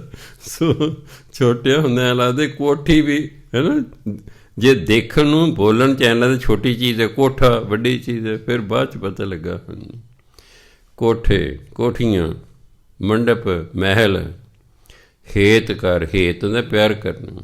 ਮਨੁੱਖ ਕੋਠੀਆਂ ਨੂੰ, ਆਪਣੇ ਮਹਿਲਾਂ ਨੂੰ, ਘਰਾਂ ਨੂੰ ਬਹੁਤ ਪਿਆਰ ਕਰਦਾ ਹੈ। ਅਤੇ ਕਾਹੇ ਮਰੋ ਸਵਾਰ, ਇਹਨਾਂ ਨੂੰ ਸਵਾਰਦਾ ਹੀ ਮਰ ਜਾਂਦਾ ਹੈ। ਕਹਿੰਦੇ ਹੇ ਇਨਸਾਨ, ਤੂੰ ਕੋਠਿਆਂ ਨੂੰ, ਮਹਿਲਾਂ ਨੂੰ ਸਵਾਰਦਾ ਕਿਉਂ ਮਾਰਿਆ ਹੈ? ਤੂੰ ਇਹਨਾਂ ਦੇ ਵਿੱਚ ਹੀ ਲੱਗਾ ਹੋਇਆ, ਤੂੰ ਨਾਮ ਨਹੀਂ ਜਪਦਾ। ਇਹ ਕਬੀਰ ਸਾਹਿਬ ਦਾ ਇਹ ਭਾਵ ਨਹੀਂ ਕਿ ਅਸੀਂ ਕੋਠੀਆਂ ਨੂੰ ਨਾ ਸਵਾਰੀਏ। ਭਾਵ ਜੇ ਬੰਦਾ ਆਪਣੇ ਘਰਾਂ ਨੂੰ ਬਣਾਉਣ 'ਤੇ ਲੱਗਾ ਰਹੇ, ਇੱਕ ਥਾਂ 'ਤੇ ਕੋਠੀ ਬਣਾ ਲਈ, ਫਿਰ ਹੋਰ ਕਿਸੇ ਸ਼ਹਿਰ 'ਚ ਬਣਾ ਲਈ, ਕਿਸੇ ਹੋਰ ਸ਼ਹਿਰ 'ਚ ਬਣਾ ਲਈ, ਬਾਹਰਲੇ ਦੇਸ਼ਾਂ 'ਚ ਵੀ ਬਣਾ ਲਈ, ਬਥੇਰਿਆਂ ਕੋਲ ਇਸ ਤਰ੍ਹਾਂ ਨੇ। ਉਹ ਕਹਿੰਦੇ ਜੇ ਤੁਸੀਂ ਨਾਮ ਹੀ ਨਾ ਜਪਿਆ ਤਾਂ ਫਿਰ ਇਹਨਾਂ ਕੋਠੀਆਂ ਦਾ ਕੀ ਕਰੋਗੇ? ਤੁਸੀਂ ਕਹਿੰਦੇ ਕੋਠਿਆਂ ਨੂੰ, ਮੰਡਪਾਂ ਨੂੰ ਪਿਆਰ ਕਰਕੇ ਹੀ ਇਹਨਾਂ ਨੂੰ ਸਵਾਰਦੇ ਮਰ ਰਹੇ ਹੋ। ਕਾਰਜ 3.5 ਹੱਥ, ਕਿ ਜਦ ਤੁਸੀਂ ਮਰੋਗੇ ਨਾ, ਤੁਹਾਨੂੰ ਧਰਤੀ ਕਿੰਨੀ ਚਾਹੀਦੀ ਦੱਬਣ ਲਈ? ਵੱਧ ਤੋਂ ਵੱਧ 3.5 ਹੱਥ। ਉਂਗਲ ਤੋਂ ਲੈ ਕੇ ਕੂਣੀ ਤੱਕ ਇਹਨੂੰ ਹੱਥ ਕਹਿੰਦੇ ਨੇ। ਇਹ 1.5 ਫੁੱਟ ਦਾ ਹੁੰਦਾ ਆਮ ਬੰਦੇ ਦਾ। ਹਾਂ, ਕੱਦ ਛੋਟਾ ਹੈ ਜਾਂ ਵੱਡਾ ਕੱਦ ਹੈ, ਉਹਦੇ ਅਨੁਸਾਰ ਥੋੜ੍ਹਾ ਬਹੁਤਾ ਫਰਕ ਪੈ ਜਾਂਦਾ। ਕਹਿੰਦੇ ਹੁਣ ਤੈਨੂੰ ਜਦੋਂ ਦੱਬਣਾ ਹੈ, ਕਿੰਨੀ ਕੁ ਧਰਤੀ ਚਾਹੀਦੀ ਹੈ? ਕਾਰਜ 3.5 ਹੱਥ, 3.5 ਹੱਥ ਭਾਵ 5.25 ਫੁੱਟ, ਘਣੀ ਤਾਂ 4.25, ਵੱਧ ਤੋਂ ਵੱਧ 6 ਫੁੱਟ ਥਾਂ ਚਾਹੀਦੀ, ਬਸ ਹੋਰ ਕਿੰਨੀ ਚਾਹੀਦੀ? ਕਹਿ ਤੈਨੂੰ ਇੰਨੀ ਕੁ ਥਾਂ ਚਾਹੀਦੀ ਹੈ ਜਾਂ 3.5 ਚਾਹੀਦੀ ਹੈ, ਵੱਧ ਤੋਂ ਵੱਧ 4.25 ਹੱਥ ਚਾਹੀਦੀ ਹੈ। ਅਤੇ ਕਹਿ ਤੂੰ ਸਾਰਾ ਜੀਵਨ ਇਸੇ ਕੰਮ 'ਤੇ ਹੀ ਲਾ ਦਿੱਤਾ ਹੈ, ਨਾਮ ਤੇ ਜਪਿਆ ਨਹੀਂ ਹੈ। ਨਾਮ ਜਪਦਿਆਂ ਹੋਇਆਂ ਤੁਸੀਂ ਜੋ ਮਰਜ਼ੀ ਪਏ ਕਰੋ, ਸਭ ਪ੍ਰਵਾਨ ਹੈ। ਕੋਠੀਆਂ ਪਾਓ, ਜੋ ਮਰਜ਼ੀ ਕਾਰਾਂ ਖਰੀਦੋ, ਜੋ ਮਰਜ਼ੀ ਕਰੋ, ਸਗੋਂ ਪਰਮਾਤਮਾ ਦੇ ਸ਼ੁਕਰਾਨੇ 'ਚ ਰਹੋ ਕਿ ਸੱਚੇ ਪਾਤਸ਼ਾਹ ਤੇਰੀ ਕਿੰਨੀ ਕਿਰਪਾ ਹੈ। ਹਿੰਦੁਸਤਾਨ ਦੇ ਕਰੋੜਾਂ ਲੋਕ ਨੇ ਜਿਨ੍ਹਾਂ ਕੋਲ ਝੌਂਪੜੀ ਵੀ ਨਹੀਂ ਹੈ, ਕੱਚੇ ਘਰ ਦੀ ਤਾਂ ਗੱਲ ਹੀ ਛੱਡੋ। ਕਰੋੜਾਂ ਲੋਕ ਨੇ ਜਿਨ੍ਹਾਂ ਕੋਲ ਰਹਿਣ ਨੂੰ ਝੌਂਪੜੀ ਵੀ ਨਹੀਂ ਹੈ, ਸੜਕਾਂ ਦੇ ਕੰਢਿਆਂ 'ਤੇ ਸੌਂਦੇ ਨੇ, ਰੇਲਵੇ ਸਟੇਸ਼ਨਾਂ ਦੇ ਪਲੈਟਫਾਰਮਾਂ 'ਤੇ ਸੌਂਦੇ ਨੇ, ਜਿਹੜਾ ਹੈ ਬੱਸ ਸਟੈਂਡ ਦੇ ਸ਼ੈੱਡ ਹੇਠਾਂ ਸੌਂਦੇ ਨੇ, ਜਿਹੜੇ ਪੁਲ ਨੇ ਉਹਨਾਂ ਦੇ ਹੇਠਾਂ ਸੌਂਦੇ ਨੇ। ਰਹਿਣ ਨੂੰ ਝੌਂਪੜੀ ਵੀ ਨਹੀਂ ਹੈ। ਅਤੇ ਜਦੋਂ ਦਾਤਾ ਕੋਠੀ ਦਿੰਦਾ, ਫਿਰ ਕਿੰਨਾ ਸ਼ੁਕਰਗੁਜ਼ਾਰ ਉਹਦਾ ਹੋਣਾ ਚਾਹੀਦਾ ਹੈ ਵੀ ਸੱਚੇ ਪਾਤਸ਼ਾਹ ਤੇਰੀ ਕਿੰਨੀ ਕਿਰਪਾ ਹੈ। ਕਰੋੜਾਂ ਲੋਕਾਂ ਕੋਲ ਤਾਂ ਝੌਂਪੜੀ ਵੀ ਨਹੀਂ, ਤੂੰ ਤਾਂ ਮੈਨੂੰ ਜਿਹੜਾ ਪੱਕਾ ਘਰ ਰਹਿਣ ਨੂੰ ਦਿੱਤਾ ਹੋਇਆ ਹੈ। ਸੋ ਇਸ ਲਈ ਇਹ ਨਹੀਂ ਉਹਨਾਂ ਦਾ ਮਤਲਬ ਹੈ ਕਿ ਤੁਸੀਂ ਘਰਾਂ ਨੂੰ ਪਿਆਰ ਨਾ ਕਰੋ। ਇਹ ਨਾ ਕਹਿੰਦੇ, ਇਹ ਨਾ ਹੋਵੇ ਕਿ ਤੁਸੀਂ ਬਸ ਆਪਣੇ ਘਰਾਂ ਨੂੰ ਹੀ ਪਿਆਰ ਕਰਦੇ ਰਹੋ, ਇਹਨਾਂ ਨੂੰ ਹੀ ਸਵਾਰਦੇ ਰਹੋ ਅਤੇ ਪਰਮਾਤਮਾ ਦਾ ਨਾਮ ਨਾ ਜਪੋ। ਫਿਰ ਕਹਿੰਦੇ ਯਾਦ ਰੱਖੋ, ਜਦ ਤੁਸੀਂ ਮਰੋਗੇ ਨਾ, ਤੁਹਾਨੂੰ ਵੱਧ ਤੋਂ ਵੱਧ 5.25 ਫੁੱਟ ਜਾਂ 6 ਫੁੱਟ ਧਰਤੀ ਚਾਹੀਦੀ ਹੈ। ਅਤੇ ਕਹਿ ਤੁਸੀਂ ਧਰਤੀਆਂ ਇਕੱਠੀਆਂ ਕਰਨ 'ਤੇ ਲੱਗੇ ਹੋਏ ਹੋ। ਕਬੀਰ ਜੋ ਮੈਂ ਚਿਤਵੂੰ, ਹੁਣ ਮੈਂ ਆ ਗਿਆ, ਮੈਂ ਆ ਜੇ, ਹੋਂ ਆ ਜੇ, ਤੂੰ ਅਜੇ ਅੱਗੇ ਜਿਹੜੀ ਕਿਰਿਆ ਨੱਕ ਰਾਹੀਂ ਬੋਲੀ ਜਾਂਦੀ ਹੈ। ਕਬੀਰ ਜੋ ਮੈਂ ਚਿਤਵਾਂ, ਚਿਤਵਾਂ ਦਾ ਮਤਲਬ ਚਿਤਵਦਾ ਹਾਂ, ਸੋਚਦਾ ਹਾਂ। ਕਬੀਰ ਜੋ ਮੈਂ ਚਿਤਵਾਂ ਨਾ ਕਰੈ, ਕਿਆ ਮੇਰੇ ਚਿਤਵੇ ਹੋਏ। ਆਪਣਾ ਚਿਤਵਿਆ ਹਰ ਕਰੈ, ਜੋ ਮੇਰੇ ਚਿਤ ਨਾ ਹੋਏ। ਕਬੀਰ ਸਾਹਿਬ ਕਹਿੰਦੇ ਜੋ ਮੈਂ ਚਿਤਵੋਂ ਨਾ ਕਰੇ, ਜੋ ਮੈਂ ਸੋਚਦਾ ਉਹ ਪਰਮਾਤਮਾ ਕਰਦਾ ਨਹੀਂ ਹੈ। ਬੰਦੇ ਦੀ ਮਰਜ਼ੀ ਨਹੀਂ, ਇੱਛਾ ਪੂਰੀ ਨਹੀਂ ਹੁੰਦੀ ਹੈ। ਬੰਦੇ ਤਾਂ ਬੜਾ ਕੁਛ ਹੈ, ਬੰਦਾ ਬੜਾ ਕੁਝ ਸੋਚਦਾ ਹੈ, ਪਰ ਬੰਦਾ ਜੋ ਸੋਚ ਰਿਹਾ ਪਰਮਾਤਮਾ ਉਸ ਤਰ੍ਹਾਂ ਨਹੀਂ ਕਰਦਾ ਕਈ ਵਾਰੀ। ਕਿਆ ਮੇਰੇ ਚਿਤਵੇ ਹੋਏ, ਮੇਰੇ ਸੋਚਣ ਨਾਲ ਕੀ ਹੋ ਜਾਏਗਾ। ਮੈਂ ਜੋ ਸੋਚਦਾ ਹਾਂ ਉਹ ਪਰਮਾਤਮਾ ਉਸ ਤਰ੍ਹਾਂ ਕਰਦਾ ਨਹੀਂ, ਇਸ ਲਈ ਮੇਰੇ ਸੋਚਣ ਨਾਲ ਕੀ ਹੋ ਜਾਏਗਾ। ਆਪਣਾ ਚਿਤਵਿਆ ਹਰ ਕਰੇ, ਪਰਮਾਤਮਾ ਤਾਂ ਉਹੀ ਕਰਦਾ ਜੋ ਉਹਨੇ ਸੋਚਿਆ ਹੋਇਆ ਹੈ। ਜੋ ਮੇਰੇ ਚਿੱਤ ਨਾ ਹੋਏ, ਜਿਸ ਗੱਲ ਦਾ ਮੈਨੂੰ ਚਿੱਤ ਚੇਤਾ ਵੀ ਨਹੀਂ, ਪਰਮਾਤਮਾ ਉਹ ਕੁਛ ਕਰ ਦਿੰਦਾ ਹੈ। ਪਰਮਾਤਮਾ ਉਹ ਕੁਛ ਕਰ ਦਿੰਦਾ ਹੈ ਕਿ ਜਿਹੜਾ ਮੈਨੂੰ ਚਿੱਤ ਚੇਤਾ ਵੀ ਨਹੀਂ ਸੀ। ਦੇਖੋ 1 ਸਾਲ ਪਹਿਲਾਂ ਇਸ ਸੰਸਾਰ ਨੂੰ ਕਰੋਨੇ ਦਾ ਚਿੱਤ ਚੇਤਾ ਵੀ ਨਹੀਂ ਸੀ। ਸਾਰੇ ਸੰਸਾਰ ਨੂੰ ਪਰਮਾਤਮਾ ਨੇ ਵਕਤ ਖੜਾ ਕਰਤਾ ਅਤੇ ਅਜੇ ਉਹ ਚੱਲ ਰਿਹਾ ਹੈ, ਅਜੇ ਮੁੱਕਿਆ ਨਹੀਂ ਹੈ। ਕਿਸੇ ਨੂੰ ਚਿੱਤ ਚੇਤਾ ਵੀ ਨਹੀਂ ਸੀ ਵੀ ਇਹੋ ਜਿਹੀ ਬਿਮਾਰੀ ਵੀ ਫੈਲੇਗੀ, ਔਰ ਫਿਰ ਇੱਕ ਦੇਸ਼ 'ਚ ਨਹੀਂ, ਸਾਰੇ ਸੰਸਾਰ 'ਚ ਹੀ ਫੈਲ ਗਈ ਹੈ। ਇਸ ਲਈ ਜੋ ਪਰਮਾਤਮਾ ਨੇ ਸੋਚਿਆ ਉਹੀ ਹੋਣਾ, ਕਿ ਜੋ ਮੈਂ ਸੋਚਿਆ ਉਹ ਨਹੀਂ ਹੋਣਾ। ਜਦੋਂ ਸਾਡਾ ਸੋਚਿਆ ਹੋਣਾ ਹੀ ਨਹੀਂ, ਫਿਰ ਕੀਤਾ ਕੀ ਜਾਏ। ਗੁਰਬਾਣੀ ਕਹਿੰਦੀ ਤੁਸੀਂ ਨਾਮ ਜਪੀ ਜਾਓ, ਬਸ ਜੋ ਉਹਨੇ ਕਰਨਾ ਉਹ ਉਹਨੇ ਕਰ ਹੀ ਦੇਣਾ। ਤੁਹਾਡੇ ਸੋਚਣ ਨਾਲ ਗੱਲ ਨਹੀਂ ਬਣੇਗੀ। ਤੁਹਾਡਾ ਕੰਮ ਹੈ ਨਾਮ ਜਪੀ ਜਾਣਾ, ਬਸ ਨਾਮ ਜਪੀ ਜਾਓ, ਉਹਨੂੰ ਜੋ ਠੀਕ ਲੱਗੂਗਾ ਉਹ ਕਰ ਦੇਗਾ। ਕਿ ਤੁਹਾਡੇ ਸੋਚਿਆ ਨਹੀਂ ਗੱਲ ਬਣਨੀ। ਸਾਫ ਕਬੀਰ ਜੋ ਮੈਂ ਚਿਤਵੋਂ ਨਾ ਕਰੈ, ਜੋ ਮੈਂ ਚਿਤਵਦਾ, ਜੋ ਮੈਂ ਸੋਚਦਾ ਉਹ ਪਰਮਾਤਮਾ ਨਹੀਂ ਕਰਦਾ। ਕਿਆ ਮੇਰੇ ਚਿਤਵੇ ਹੋਏ, ਫਿਰ ਮੇਰੇ ਸੋਚਣ ਨਾਲ ਕੀ ਹੋ ਜਾਏਗਾ। ਆਪਣਾ ਚਿਤਵਿਆ ਹਰ ਕਰੇ, ਪਰਮਾਤਮਾ ਨੇ ਜੋ ਸੋਚਿਆ ਉਹ ਕਰਦਾ। ਜੋ ਮੇਰੇ ਚਿੱਤ ਨਾ ਹੋਏ, ਕਿ ਜੋ ਮੈਂ ਸੋਚਿਆ ਹੀ ਨਹੀਂ ਸੀ, ਪਰਮਾਤਮਾ ਉਹ ਕਰ ਦਿੰਦਾ ਹੈ। ਕਈ ਵਾਰੀ ਅਸੀਂ ਸੋਚਿਆ ਹੀ ਨਹੀਂ ਹੁੰਦਾ। ਤੁਸੀਂ ਲਾਟਰੀ ਪਾਤੀ ਹੈ, ਕੋਈ ਜ਼ਰੂਰੀ ਨਹੀਂ ਕਿ ਤੁਸੀਂ ਸੋਚਿਆ ਤੁਹਾਡਾ ਪਹਿਲੇ ਇਨਾਮ ਨਿਕਲੇਗਾ। ਤੁਹਾਡਾ ਪਹਿਲੇ ਹੀ ਇਨਾਮ ਨਿਕਲ 1.5 ਕਰੋੜ 2 ਕਰੋੜ ਦਾ ਨਿਕਲਿਆ, ਚਿੱਤੇ ਨਹੀਂ ਹੁੰਦਾ। ਚਿੱਤੇ ਨਹੀਂ ਆਉਂਦੇ ਹੈ ਇੰਨਾ ਮੇਰਾ ਨਿਕਲ ਆਵੇਗਾ ਇਨਾਮ। ਕਈ ਗੱਲਾਂ ਸਾਨੂੰ ਵਿਸ਼ਵਾਸ ਨਹੀਂ ਆਉਂਦਾ। 1967 'ਚ ਜੋਤਸ਼ੀ ਮੈਨੂੰ ਕਹਿੰਦਾ ਤੁਸੀਂ ਲੱਖੋਂ ਪਤੀ ਹੋਵੋਗੇ। 150 ਰੁਪਇਆ ਮਹੀਨੇ ਦੀ ਮੈਨੂੰ ਤਨਖਾਹ ਮਿਲੇ, ਉਦੋਂ 5 ਰੁਪਏ ਰੋਜ਼ ਦੇ। ਜੋਤਸ਼ੀ ਕਹਿੰਦਾ ਆਪ ਲੱਖੋਂ ਪਤੀ ਹੋਏਗੇ। ਮੈਂ ਆਪਣਾ ਹੱਥ ਨੂੰ ਉਹਦੇ ਹੱਥ 'ਚੋਂ ਖਿੱਚ ਲਿਆ। ਮੈਂ ਪੰਡਿਤ ਜੀ ਕਿਉਂ ਮਖੌਲ ਕਰਦੇ ਹੋ, 5 ਰੁਪਏ ਤਾਂ ਮੈਨੂੰ ਰੋਜ਼ ਦੀ ਤਨਖਾਹ ਮਿਲਦੀ ਹੈ, ਕਹਿੰਦਾ ਆਪ ਲੱਖਪਤੀ ਹੋਏਗੇ। ਸੋਚਿਆ ਹੀ ਨਹੀਂ ਹੁੰਦਾ ਬੰਦੇ ਨੇ। ਜਿਵੇਂ ਮੈਂ ਕਿਸੇ ਮਜ਼ਦੂਰ ਨੂੰ ਕਹਿੰਦਾ ਵੀ ਕਾਕਾ ਤੂੰ ਲੱਖਾਪਤੀ ਹੋਏਗਾ, ਅਗਰ ਸਰਦਾਰ ਜੀ ਕਿਉਂ ਗਰੀਬੀ ਦਾ ਮਖੌਲ ਉਡਾਉਂਦੇ ਹੋ। ਗੱਲ ਇਹੀ ਸੋਚੇਗਾ ਨਾ, ਕੀ ਪਤਾ ਲਾਟਰੀ ਪਾ ਦੇ ਕਈ ਲੱਖ ਦੀ ਨਿਕਲ ਆਵੇ ਉਹਦੀ ਹੈ। ਫਿਰ ਹਾਂ ਬਾਬਾ ਜੀ ਠੀਕ ਹੀ ਕਿਹਾ ਸੀ, ਹੋ ਗਿਆ ਲੱਖਾਪਤੀ। ਜਦੋਂ ਨੌਕਰੀ ਕਰਦਿਆਂ GPF ਕੱਟਣ ਲੱਗ ਪਿਆ, 8.25% ਬੇਸਿਕ ਪੇ ਦਾ ਜਮ੍ਹਾਂ ਹੋਣ ਲੱਗ ਪਿਆ। ਕੁਝ ਸਾਲਾਂ ਬਾਅਦ ਜਿਹੜੀ ਮੈਨੂੰ ਸਲਿੱਪ ਆਈ ਉਹ 'ਚ ਲਿਖਿਆ ਸੀ 1,05,000 ਰੁਪਈਆ ਤੇਰਾ ਜਮ੍ਹਾਂ ਹੋ ਗਿਆ। ਮੈਂ ਲੈ ਵੀ ਜੈਮਲ ਸਿਆ, ਤੂੰ ਵਾਕਈ ਲੱਖਪਤੀ ਹੋ ਗਿਆ, ਤੂੰ ਵਾਕਈ ਲੱਖਪਤੀ ਹੋ ਗਿਆ। ਸੋ ਮੇਰੇ ਕਹਿਣ ਦਾ ਮਤਲਬ ਕਈ ਵਾਰੀ ਆਪਾਂ ਨੂੰ ਚਿੱਤਾ ਵੀ ਨਹੀਂ ਹੁੰਦਾ ਵੀ ਇਸ ਤਰ੍ਹਾਂ ਹੋ ਜਾਊਗਾ, ਹੋ ਜਾਂਦਾ ਹੈ।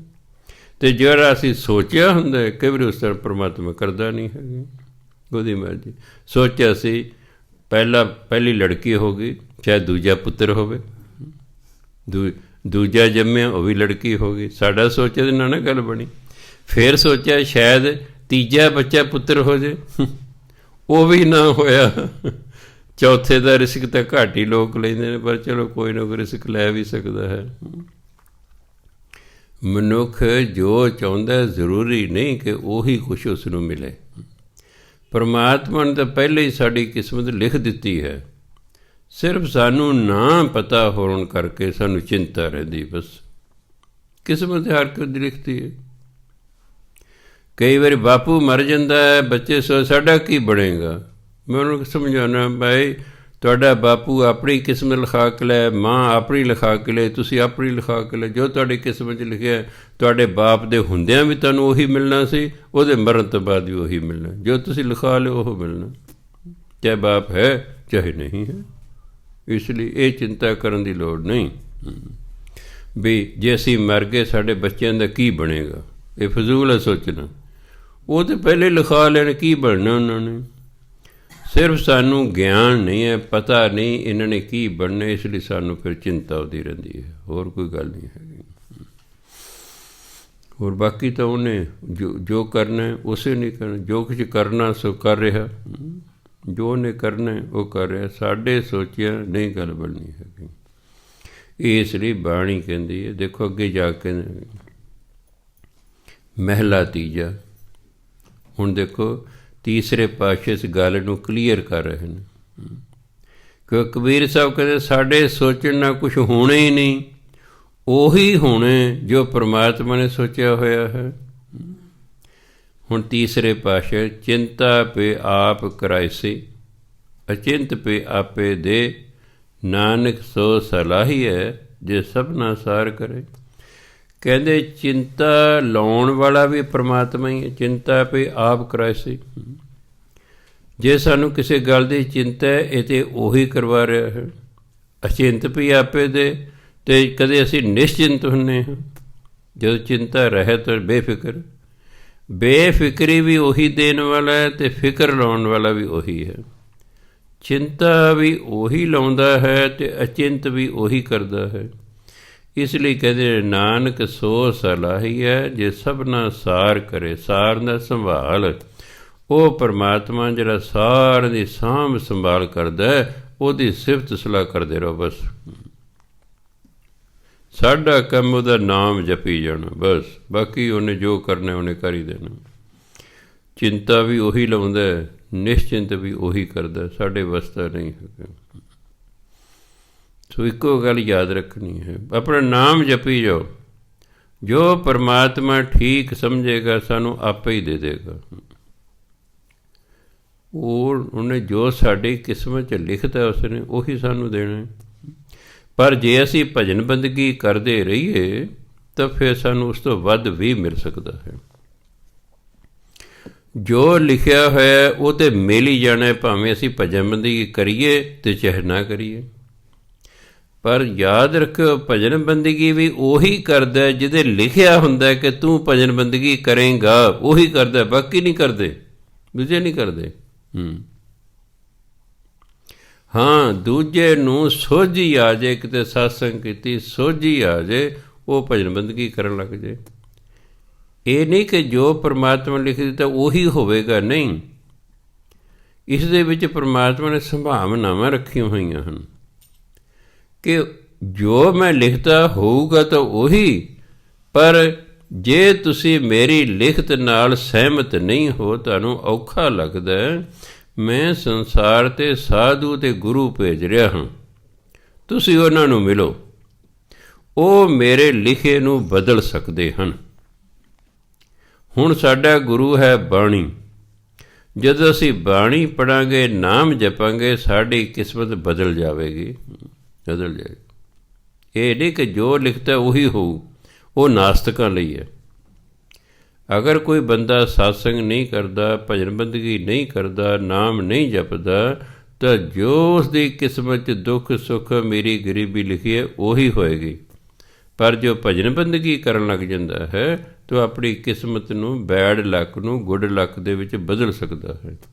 ਉਹ ਬਦਕਿਸਮਤੀ ਨੂੰ ਖੁਸ਼ਕਿਸਮਤੀ ਵਿੱਚ ਬਦਲ ਸਕਦਾ ਹੈ। ਸੰਭਾਵਨਾ ਪਰਮਾਤਮਾ ਨੇ ਰੱਖੀ ਹੋਈ ਹੈ, ਕਿਉਂਕਿ ਜੇ ਇਹ ਸੰਭਾਵਨਾ ਨਾ ਹੁੰਦੀ ਫਿਰ ਭਜਨ ਬੰਦਗੀ ਦੀ ਲੋੜ ਹੀ ਨਹੀਂ। ਵੀ ਜੋ ਕਿਸਮਤ ਬਦਲਣੀ ਨਹੀਂ। ਹਿਮਾਚਲ ਤੋਂ ਜਿਹੜਾ ਰਾਜਾ ਆਇਆ ਸੀ, ਕਿਸੇ ਸਿੱਖ ਨੇ ਕਿਹਾ ਵੀ ਗੁਰੂ ਮਹਾਰਾਜ ਅੰਮ੍ਰਿਤਸਰ ਰਹਿੰਦੇ, ਸਾਡੇ ਪੰਚਮ ਪਾਤਸ਼ਾਹ, ਉਹਨਾਂ ਨੂੰ ਮਿਲੋ, ਉਹ ਕਿਸਮਤ ਬਦਲ ਦੇਣਗੇ ਤੁਹਾਡੀ। ਜਦੋਂ ਹਰਿਮੰਦਰ ਸਾਹਿਬ ਆਇਆ, ਮੱਥਾ ਟੇਕ ਰਿਹਾ ਸੀ ਗੁਰੂ ਗ੍ਰੰਥ ਸਾਹਿਬ ਨੂੰ, ਤਾਂ ਕੁਝ ਜਿਹੜੇ ਕੀਰਤਨੀਏ ਸਨ ਉਹ ਕੀਰਤਨ ਕਰ ਰਹੇ ਸਨ। ਲੇਖ ਨਾ ਮਿਟਹੀ ਹੈ ਸਖੀ ਜੋ ਲਿਖਿਆ ਕਰਤਾਰ। ਉਸ ਵੇਲੇ ਦਾ ਬਾਣੀ ਲਿਖੀ ਹੋਈ ਸੀ, ਉਹਨੂੰ ਸਾਫ਼ ਸਮਝ ਆ ਰਹੀ ਸੀ ਵਿਆਹ ਕਿਹਾ।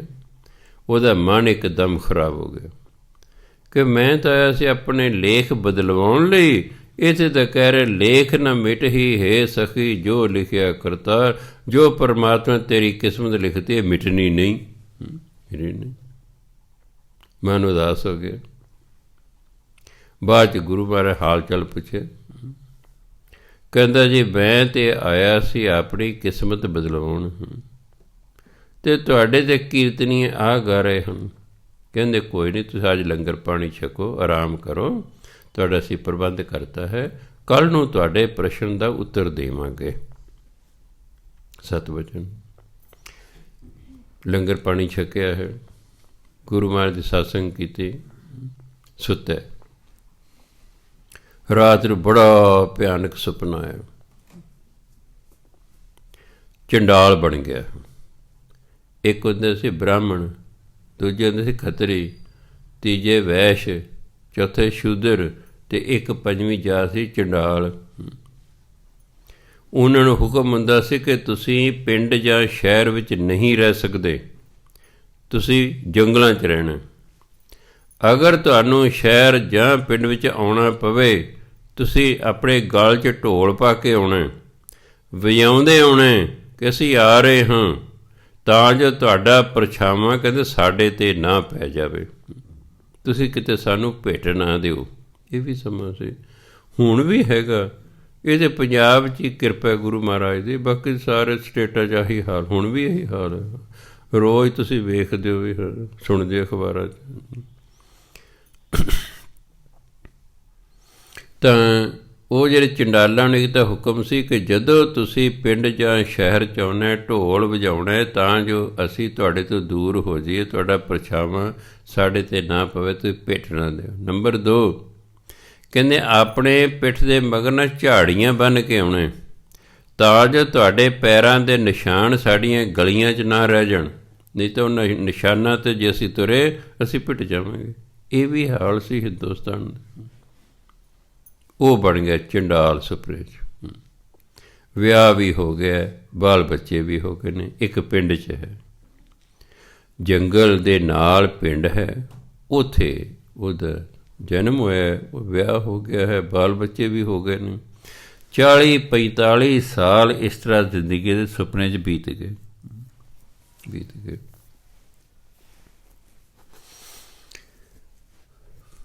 ਅਚਾਨਕ ਸੁਪਨਾ ਟੁੱਟ ਗਿਆ ਹੈ। ਉਹ ਬੜਾ ਘਬਰਾਇਆ ਵੀ ਆਹ ਕੀ ਅਜੀਬ ਹੈ, ਤੇ ਰਾਜਾ ਸੀ, ਅਤੇ ਆਹ ਕੀ ਸੁਪਨਾ ਆਇਆ ਹੈ। ਉਹ ਗੁਰੂ ਮਹਾਰਾਜ ਨੇ ਦੱਸਿਆ। ਗੁਰੂ ਮਹਾਰਾਜ ਕਹਿੰਦੇ ਕੋਈ ਨਹੀਂ, ਇਹਦਾ ਵੀ ਤੁਹਾਨੂੰ ਜਵਾਬ ਛੇਤੀ ਮਿਲ ਜਾਏਗਾ। ਜਾ ਰਹੇ ਗੁਰੂ ਮਹਾਰਾਜ ਰਾਜਾ ਨਾਲ, ਹੋਰ ਸਿੱਖ। ਰਾਜੇ ਦਾ ਕੰਮ ਹੈ ਸ਼ਿਕਾਰ ਖੇਡਣਾ। ਅੱਗੇ ਸ਼ਿਕਾਰ ਦਿਸ ਗਿਆ ਜੰਗਲ 'ਚ। ਰਾਜੇ ਨੇ ਆਪਣਾ ਘੋੜਾ ਉਸ ਦੇ ਮਗਰ ਭਜਾ ਲਿਆ। ਘੋੜਾ ਭਜਾ ਲਿਆ, ਉਹ ਜਿਹੜਾ ਸ਼ਿਕਾਰ ਦੇ ਮਗਰ ਭੱਜਿਆ ਜਾਂਦਾ ਹੈ, ਜੰਗਲ 'ਚ ਵੜ ਗਿਆ ਹੈ। ਸ਼ਿਕਾਰ ਤਾਂ ਛਿਪ ਗਿਆ ਜਿਹਨੂੰ ਲੱਭਣਾ ਸੀ ਹੈ। ਰਾਜੇ ਨੂੰ ਹੁਣ ਜੰਗਲ ਦੇ ਵਿੱਚੋਂ ਰਾਹ ਨਹੀਂ ਲੱਭ ਰਿਹਾ, ਕਿ ਨਵਾਂ ਆਇਆ। ਕੋਸ਼ਿਸ਼ ਕਰਦਿਆਂ ਕਰਦਿਆਂ ਜੰਗਲ 'ਚੋਂ ਇੱਕ ਪਾਸੇ ਨਿਕਲ ਗਿਆ ਹੈ। ਅੱਗੇ ਬੱਚੇ ਖੇਡ ਰਹੇ ਨੇ। ਬੱਚੇ ਭੱਜੇ ਆਏ, ਜਿਵੇਂ ਆਪਾਂ ਬਾਪੂ ਕਹਿੰਦੇ, ਉਸ ਵੇਲੇ ਜੋ ਕਹਿੰਦੇ ਸੀ, ਬਾਪੂ ਬਾਪੂ ਤੂੰ ਤਾਂ ਕੱਲ੍ਹ ਮਰ ਗਿਆ ਸੀ, ਤੂੰ ਤਾਂ ਕੱਲ੍ਹ ਮਰ ਗਿਆ ਸੀ, ਆਹ ਰਾਜਿਆਂ ਵਾਲੇ ਕੱਪੜੇ 'ਤੇ ਘੋੜਾ ਤੂੰ ਕਿੱਥੋਂ ਲੈ ਆਏ? ਹੋ ਗਿਆ ਚਲੋ ਚਲੋ, ਮੈਂ ਤੁਹਾਡਾ ਕੋਈ ਬਾਪ ਨਹੀਂ ਹੈਗਾ। ਉਹਦਾ ਭੱਜੇ ਗਏ, ਮਾਂ ਨੂੰ ਜਾ ਕੇ ਸੱਦ ਲਿਆ ਵੀ ਬਾਪੂ ਤਾਂ ਜਿਉਂਦਾ, ਉਹਦੇ ਘੋੜੇ 'ਤੇ ਚੜ੍ਹਿਆ ਹੋਇਆ, ਰਾਜੇ ਵਾਲੇ ਕੱਪੜੇ ਪਾਏ ਨੇ, ਉਹ ਵੀ ਆ ਗਈ। ਕਹਿ ਜੀ ਤੁਸੀਂ ਤਾਂ ਮਰ ਗਏ ਸੀ ਕੱਲ੍ਹ, ਇਹ ਤਾਂ ਬਸ ਤੁਸੀਂ ਝੂਠੀ ਬੂਠੀ ਮਰ ਗਏ। ਆਹ ਘੋੜਾ ਕਿੱਦਾਂ ਲੈ ਆਓ? ਆਹ ਕੱਪੜੇ ਰਾਜੇ ਵਾਲੇ ਕਿਤੇ ਪਾਏ ਨੇ? ਉਹ ਕਹਿੰਦਾ ਬੀਬੀ ਮੈਂ ਹਿਮਾਚਲ ਦਾ ਰਾਜਾ, ਮੈਂ ਤੇਰਾ ਕੋਈ ਘਰ ਵਾਲਾ ਨਹੀਂ ਹੈਗਾ। ਕਹਿੰਦਾ ਹੈ? ਉਹਦਾ ਰੌਲਾ ਪੈ ਗਿਆ, ਪਿੰਡ ਦੇ ਲੋਕ ਇਕੱਠੇ ਹੋ ਗਏ, ਹਾਂ ਕਹਿੰਦੇ ਇਹੀ ਹੈ, ਇਹੀ ਹੈ। ਇੰਨੇ ਚਿਰ ਗੁਰੂ ਮਹਾਰਾਜ ਉੱਥੇ ਪਹੁੰਚ ਗਏ। ਗੁਰੂ ਮਹਾਰਾਜ ਕਹਿੰਦੇ ਭਾਈ ਕੀ ਗੱਲ ਹੋ ਗਈ? ਕਹਿ ਉਹ ਕਹਿੰਦੀ ਮੇਰਾ ਘਰ ਵਾਲਾ ਜੀ, ਇਹ ਕੱਲ੍ਹ ਮਰ ਗਿਆ ਸੀ, ਇਹਦਾ ਮਤਲਬ ਝੂਠੀ ਬੂਠੀ ਮਰ ਗਿਆ ਹੈ, ਅਸੀਂ ਤੈਨੂੰ ਦੱਬ ਵੀ ਦਿੱਤਾ ਸੀ, ਇਹ ਤਾਂ ਜਿਉਂਦਾ, ਇਹ ਤਾਂ ਘੋੜੇ 'ਤੇ ਚੜ੍ਹਿਆ ਹੋਇਆ, ਇਹਦੇ ਰਾਜੇ ਵਾਲੇ ਕੱਪੜੇ ਪਾ ਰੱਖੇ ਨੇ। ਗੁਰੂ ਮਹਾਰਾਜ ਕਹਿੰਦੇ ਭਾਈ ਇਹ ਤਾਂ ਹਿਮਾਚਲ ਦਾ ਰਾਜਾ, ਸਾਨੂੰ ਮਿਲਣ ਆਇਆ ਸੀ, ਇਹ ਤੁਹਾਡਾ ਕੋਈ ਪਤੀ ਨਹੀਂ ਤੁਹਾਡਾ। ਕਹਿੰਦਾ ਨਾ ਜੀ। ਕਹਿੰਦੇ ਅੱਛਾ ਇਹ ਦੱਸੋ ਵੀ ਤੁਸੀਂ ਇਹਨੂੰ ਫੂਕਿਆ ਸੀ ਕਿ ਦੱਬਿਆ ਸੀ? ਕਹਿੰਦੇ ਦੱਬਿਆ ਸੀ। ਕਹਿੰਦੇ ਚਲੋ ਚੱਲਦੇ, ਕਬਰ ਕੋਲੇ ਆ ਗਏ। ਕਹਿੰਦੇ ਬਈ ਜੇ ਤੁਹਾਡਾ ਬੰਦਾ ਕਬਰ 'ਚ ਹੋਇਆ ਫਿਰ ਤਾਂ ਠੀਕ ਹੈ ਨਾ, ਇਹ ਤਾਂ ਨਹੀਂ ਤੁਹਾਡਾ ਪਤੀ? ਹਾਂਜੀ। ਕਹਿੰਦੇ ਕਬਰ ਪੁੱਟੀ, ਉੱਥੇ ਮੁਰਦਾ ਪਿਆ। ਉਹ ਕਦੇ ਉਹਦੇ ਵੱਲ ਵੇਖਦੇ, ਕਦੇ ਉਹਦੇ ਵੱਲ ਵੇਖਦੇ ਨੇ। ਗੁਰੂ ਮਹਾਰਾਜ ਕਹਿੰਦੇ ਟਿਕਾਉਣਾ ਸੀ ਨਾ। ਕਹਿੰਦੇ ਭਾਈ ਕਈ ਵਾਰੀ ਦੋ ਸ਼ਕਲਾਂ ਦੇ, ਇੱਕੋ ਸ਼ਕਲ ਦੇ ਦੋ ਬੰਦੇ ਹੁੰਦੇ ਨੇ, ਤੁਹਾਨੂੰ ਭੁਲੇਖਾ ਲੱਗ ਗਿਆ, ਦੇਖੋ ਤੁਹਾਡਾ ਪਤੀ ਇਹਨਾਂ ਬੱਚਿਆਂ ਦਾ ਬਾਪ ਆ, ਦੇਖੋ ਦੱਬਿਆ ਹੋਇਆ, ਹੁਣ ਤਾਂ ਤੁਸੀਂ ਪਹਿਚਾਣ ਲੈਣ, ਇਸ ਲਈ ਛੱਡੋ ਇਹਨੂੰ ਵਿਚਾਰੇ ਨੂੰ। ਵਾਪਸ ਆ ਗਿਆ। ਗੁਰੂ ਮੈਂ ਕਹਿੰਦੇ ਰਾਜਨ ਤੁਸੀਂ ਨੇ ਇੱਕ ਜਨਮ, ਅਗਲਾ ਜਿਹੜਾ ਜਨਮ ਤੁਸੀਂ ਲੈਣਾ ਸੀ ਨਾ, ਚੰਡਾਲ ਹੀ ਬਣਨਾ ਸੀ ਤੁਸੀਂ। 45 ਸਾਲ ਉਮਰ ਤੁਸੀਂ ਗਰੀਬੀ ਅਤੇ ਦੁੱਖ ਭੋਗਦੇ ਲੰਘਾਣੀ ਸੀ, ਪਰ ਤੁਸੀਂ ਆ ਗਏ ਗੁਰੂ ਨਾਨਕ ਦੇ ਦਰ 'ਤੇ। ਗੁਰੂ ਨਾਨਕ ਦੇ ਦਰ 'ਤੇ ਆਉਣ ਕਾਰਨ ਗੁਰੂ ਨਾਨਕ ਦੇਵ ਤੁਹਾਡਾ 45 ਸਾਲ ਦਾ ਜੀਵਨ 45 ਮਿੰਟਾਂ ਦੇ ਸੁਪਨੇ 'ਚ ਲੰਘਾਤਾ ਹੈ। ਤੁਹਾਡਾ ਸਾਰਾ ਜੀਵਨ ਹੀ ਜਿਹੜਾ ਹੈ ਉਹ ਖਤਮ ਹੋ ਗਿਆ, ਜਿਹੜਾ ਤੁਸੀਂ ਚੰਡਾਲ ਬਣਨਾ ਸੀ। ਇਸ ਲਈ ਇਹ ਹੈ, ਐਂ ਕਿਸਮਤ ਬਦਲਦੀ, ਭਾਵੇਂ ਲਿਖਿਆ ਵੀ ਹੋਵੇ, ਪਰ ਗੁਰੂ ਘਰ 'ਚ ਆਉਣ ਨਾਲ ਕਿਸਮਤ ਬਦਲਦੀਆਂ ਹਨ। ਇਸ ਲਈ ਭਾਈ ਕਿਸਮਤ ਜਿਹੋ ਜਿਹੀ ਮਿਲ ਗਈ ਹੈ, ਹਰ ਇੱਕ ਨੂੰ ਚੰਗੀ ਨਹੀਂ ਮਿਲਦੀ, ਇਸ 'ਚ ਕੋਈ ਸ਼ੱਕ ਨਹੀਂ। ਕਰੋੜਾਂ ਲੋਕ ਗਰੀਬ ਨੇ ਵਿਚਾਰੇ, ਜਿਨ੍ਹਾਂ ਨੂੰ 2 ਟਾਈਮ ਖਾਣ ਨੂੰ ਰੋਟੀ ਨਹੀਂ ਮਿਲਦੀ।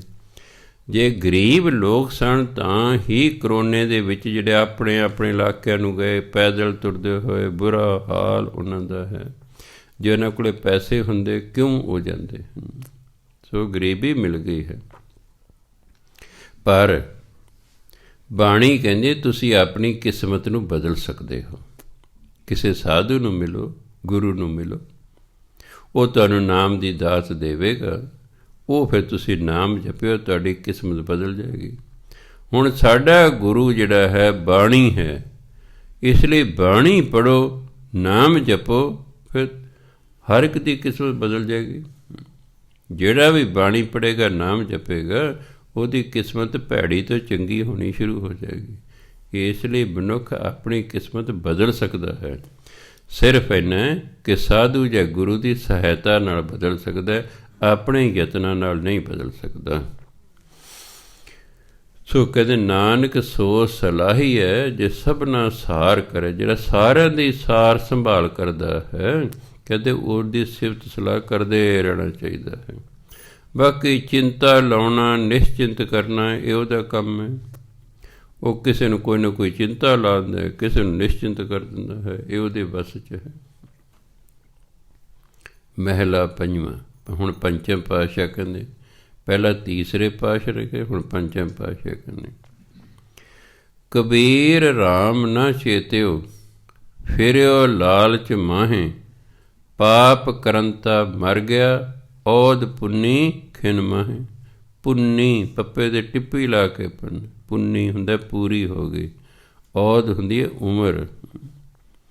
ਪੰਚਮ ਹੇ ਕਬੀਰ ਰਾਮ ਨਾ ਚੇਤਿਓ, ਇਹ ਮਨੁੱਖ ਨਾਮ ਨਹੀਂ ਜਪਦਾ, ਫਿਰਿਆ ਲਾਲਚ ਮਾਹੇ, ਮਾਇਆ ਦੇ ਲਾਲਚ 'ਚ ਲੱਗਾ ਰਹਿੰਦਾ, ਹੋਰ ਕਮਾ ਲਾਂ, ਹੋਰ ਕਮਾ ਲਾਂ, ਹੋਰ ਕਮਾ ਲਾਂ, ਪੈਸੇ ਇਕੱਠੇ ਕਰਦੇ ਲੱਗਾ ਹੋਇਆ ਹੈ।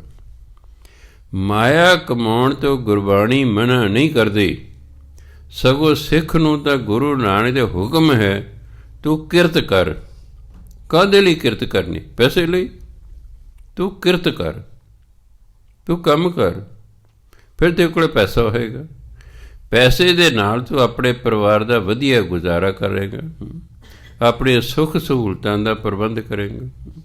ਇਸ ਲਈ ਮਾਇਆ ਕਮਾਉਣ ਤੋਂ ਸਿੱਖ ਨੂੰ ਮਨਾ ਨਹੀਂ ਕੀਤਾ, ਪਰ ਮਾਇਆ ਜੋੜਨ ਤੋਂ, ਜਦੋਂ ਮਨੁੱਖ ਮਾਇਆ ਇਕੱਠੀ ਕਰਨ 'ਤੇ ਆ ਜਾਏ ਨਾ, ਇਹ ਹਮੇਸ਼ਾ ਗਲਤ ਢੰਗ ਵਰਤੂਗਾ। ਫਿਰ ਚੋਰੀ ਵੀ ਕਰ ਸਕਦਾ ਹੈ, ਇਹ ਡਾਕੇ ਵੀ ਮਾਰ ਸਕਦਾ ਹੈ, ਇਹ ਠੱਗੀਆਂ ਵੀ ਕਰ ਸਕਦਾ ਹੈ, ਇਹ ਮਿਲਾਵਟਾਂ ਵੀ ਕਰ ਸਕਦਾ ਹੈ, ਇਹ ਧੋਖਾਧੜੀ ਵੀ ਕਰਦਾ ਹੈ, ਇਹ ਰਿਸ਼ਵਤਾਂ ਵੀ ਲੈ ਸਕਦਾ ਹੈ, ਇਹ ਪੈਸੇ ਲੈ ਕੇ ਬੁੱਕਰ ਵੀ ਸਕਦਾ ਹੈ, ਕਿਹਦਾ ਮਕਾਨ ਦਬ ਲੇਗਾ, ਕਿਹਦਾ ਪਲਾਟ ਦਬ ਲੇਗਾ, ਘਪਲੇਬਾਜ਼ੀ ਕਰੇਗਾ, ਪਤਾ ਨਹੀਂ ਕੀ ਕੁਛ ਕਰੇਗਾ। ਕਿਉਂ? ਅੰਦਰ ਹਵਸ ਹੋ ਗਈ ਹੈ ਕਿ ਮੈਂ ਵੱਧ ਤੋਂ ਵੱਧ ਧਨ ਕਮਾ ਲਾਂ। ਇਸ ਭਾਵਨਾ ਨੂੰ ਮਨਾ ਕੀਤਾ ਹੋਇਆ, ਹੋਰ ਧਨ ਕਮਾਉਣ ਨੂੰ ਨਹੀਂ ਮਨਾ ਕੀਤਾ ਹੋਇਆ। ਜਦੋਂ ਅਸੀਂ ਸਿਰਫ ਅਤੇ ਸਿਰਫ ਸਾਡੀ ਜ਼ਿੰਦਗੀ ਦਾ ਉਦੇਸ਼ ਹੋ ਜਾਂਦਾ ਹੈ ਧਨ ਕਮਾਉਣਾ, ਫਿਰ ਬੰਦਾ ਭਜਨ ਬੰਦਗੀ ਨਹੀਂ ਕਰਦਾ, ਫਿਰ ਉਹ ਗਲਤ ਤਰੀਕਿਆਂ ਨਾਲ ਧਨ ਕਮਾਉਣਾ ਸ਼ੁਰੂ ਕਰ ਦਿੰਦਾ। ਤਾਂ ਹੀ ਗੁਰਬਾਣੀ ਕਹਿੰਦੀ ਪਾਪਾਂ ਬਾਝੋਂ ਹੋਵੇ ਨਾਹੀਂ ਮੋਇਆਂ ਸਾਥ ਨਾ ਜਾਈ। ਪਾਪ ਕੀਤੇ ਬਿਨਾਂ ਬਹੁਤਾ ਧਨ ਇਕੱਠਾ ਨਹੀਂ ਹੁੰਦਾ, ਅਤੇ ਮਰਨ ਤੋਂ ਬਾਅਦ ਨਾਲ ਨਹੀਂ ਜਾਂਦਾ, ਇੱਥੇ ਹੀ ਰਹਿ ਜਾਣਾ ਹੁੰਦਾ ਹੈ। ਸੋ ਇਸ ਲਈ ਸਿੱਖ ਨੇ ਨਿਰੀ ਮਾਇਆ ਇਕੱਠੀ ਕਰਨ ਮਗਰ ਨਹੀਂ ਲੱਗਣਾ ਹੈਗਾ। ਠੀਕ ਹੈ, ਮਾਇਆ ਕਮਾਣੀ ਹੈ ਤਾਂ ਜੋ ਪਰਿਵਾਰ ਦਾ ਵਧੀਆ ਗੁਜ਼ਾਰਾ ਹੋ ਸਕੇ, ਪਰ ਉਸ ਨੂੰ ਇਕੱਠੀ ਕਰਨ ਦੇ ਚੱਕਰ 'ਚ ਪੈ ਕੇ ਇਹ ਨਾ ਹੋਵੇ ਤੁਹਾਡੇ ਕੋਲ ਨਾਮ ਜਪਣ ਨੂੰ ਸਮਾਂ ਹੀ ਨਾ ਬਚੇ।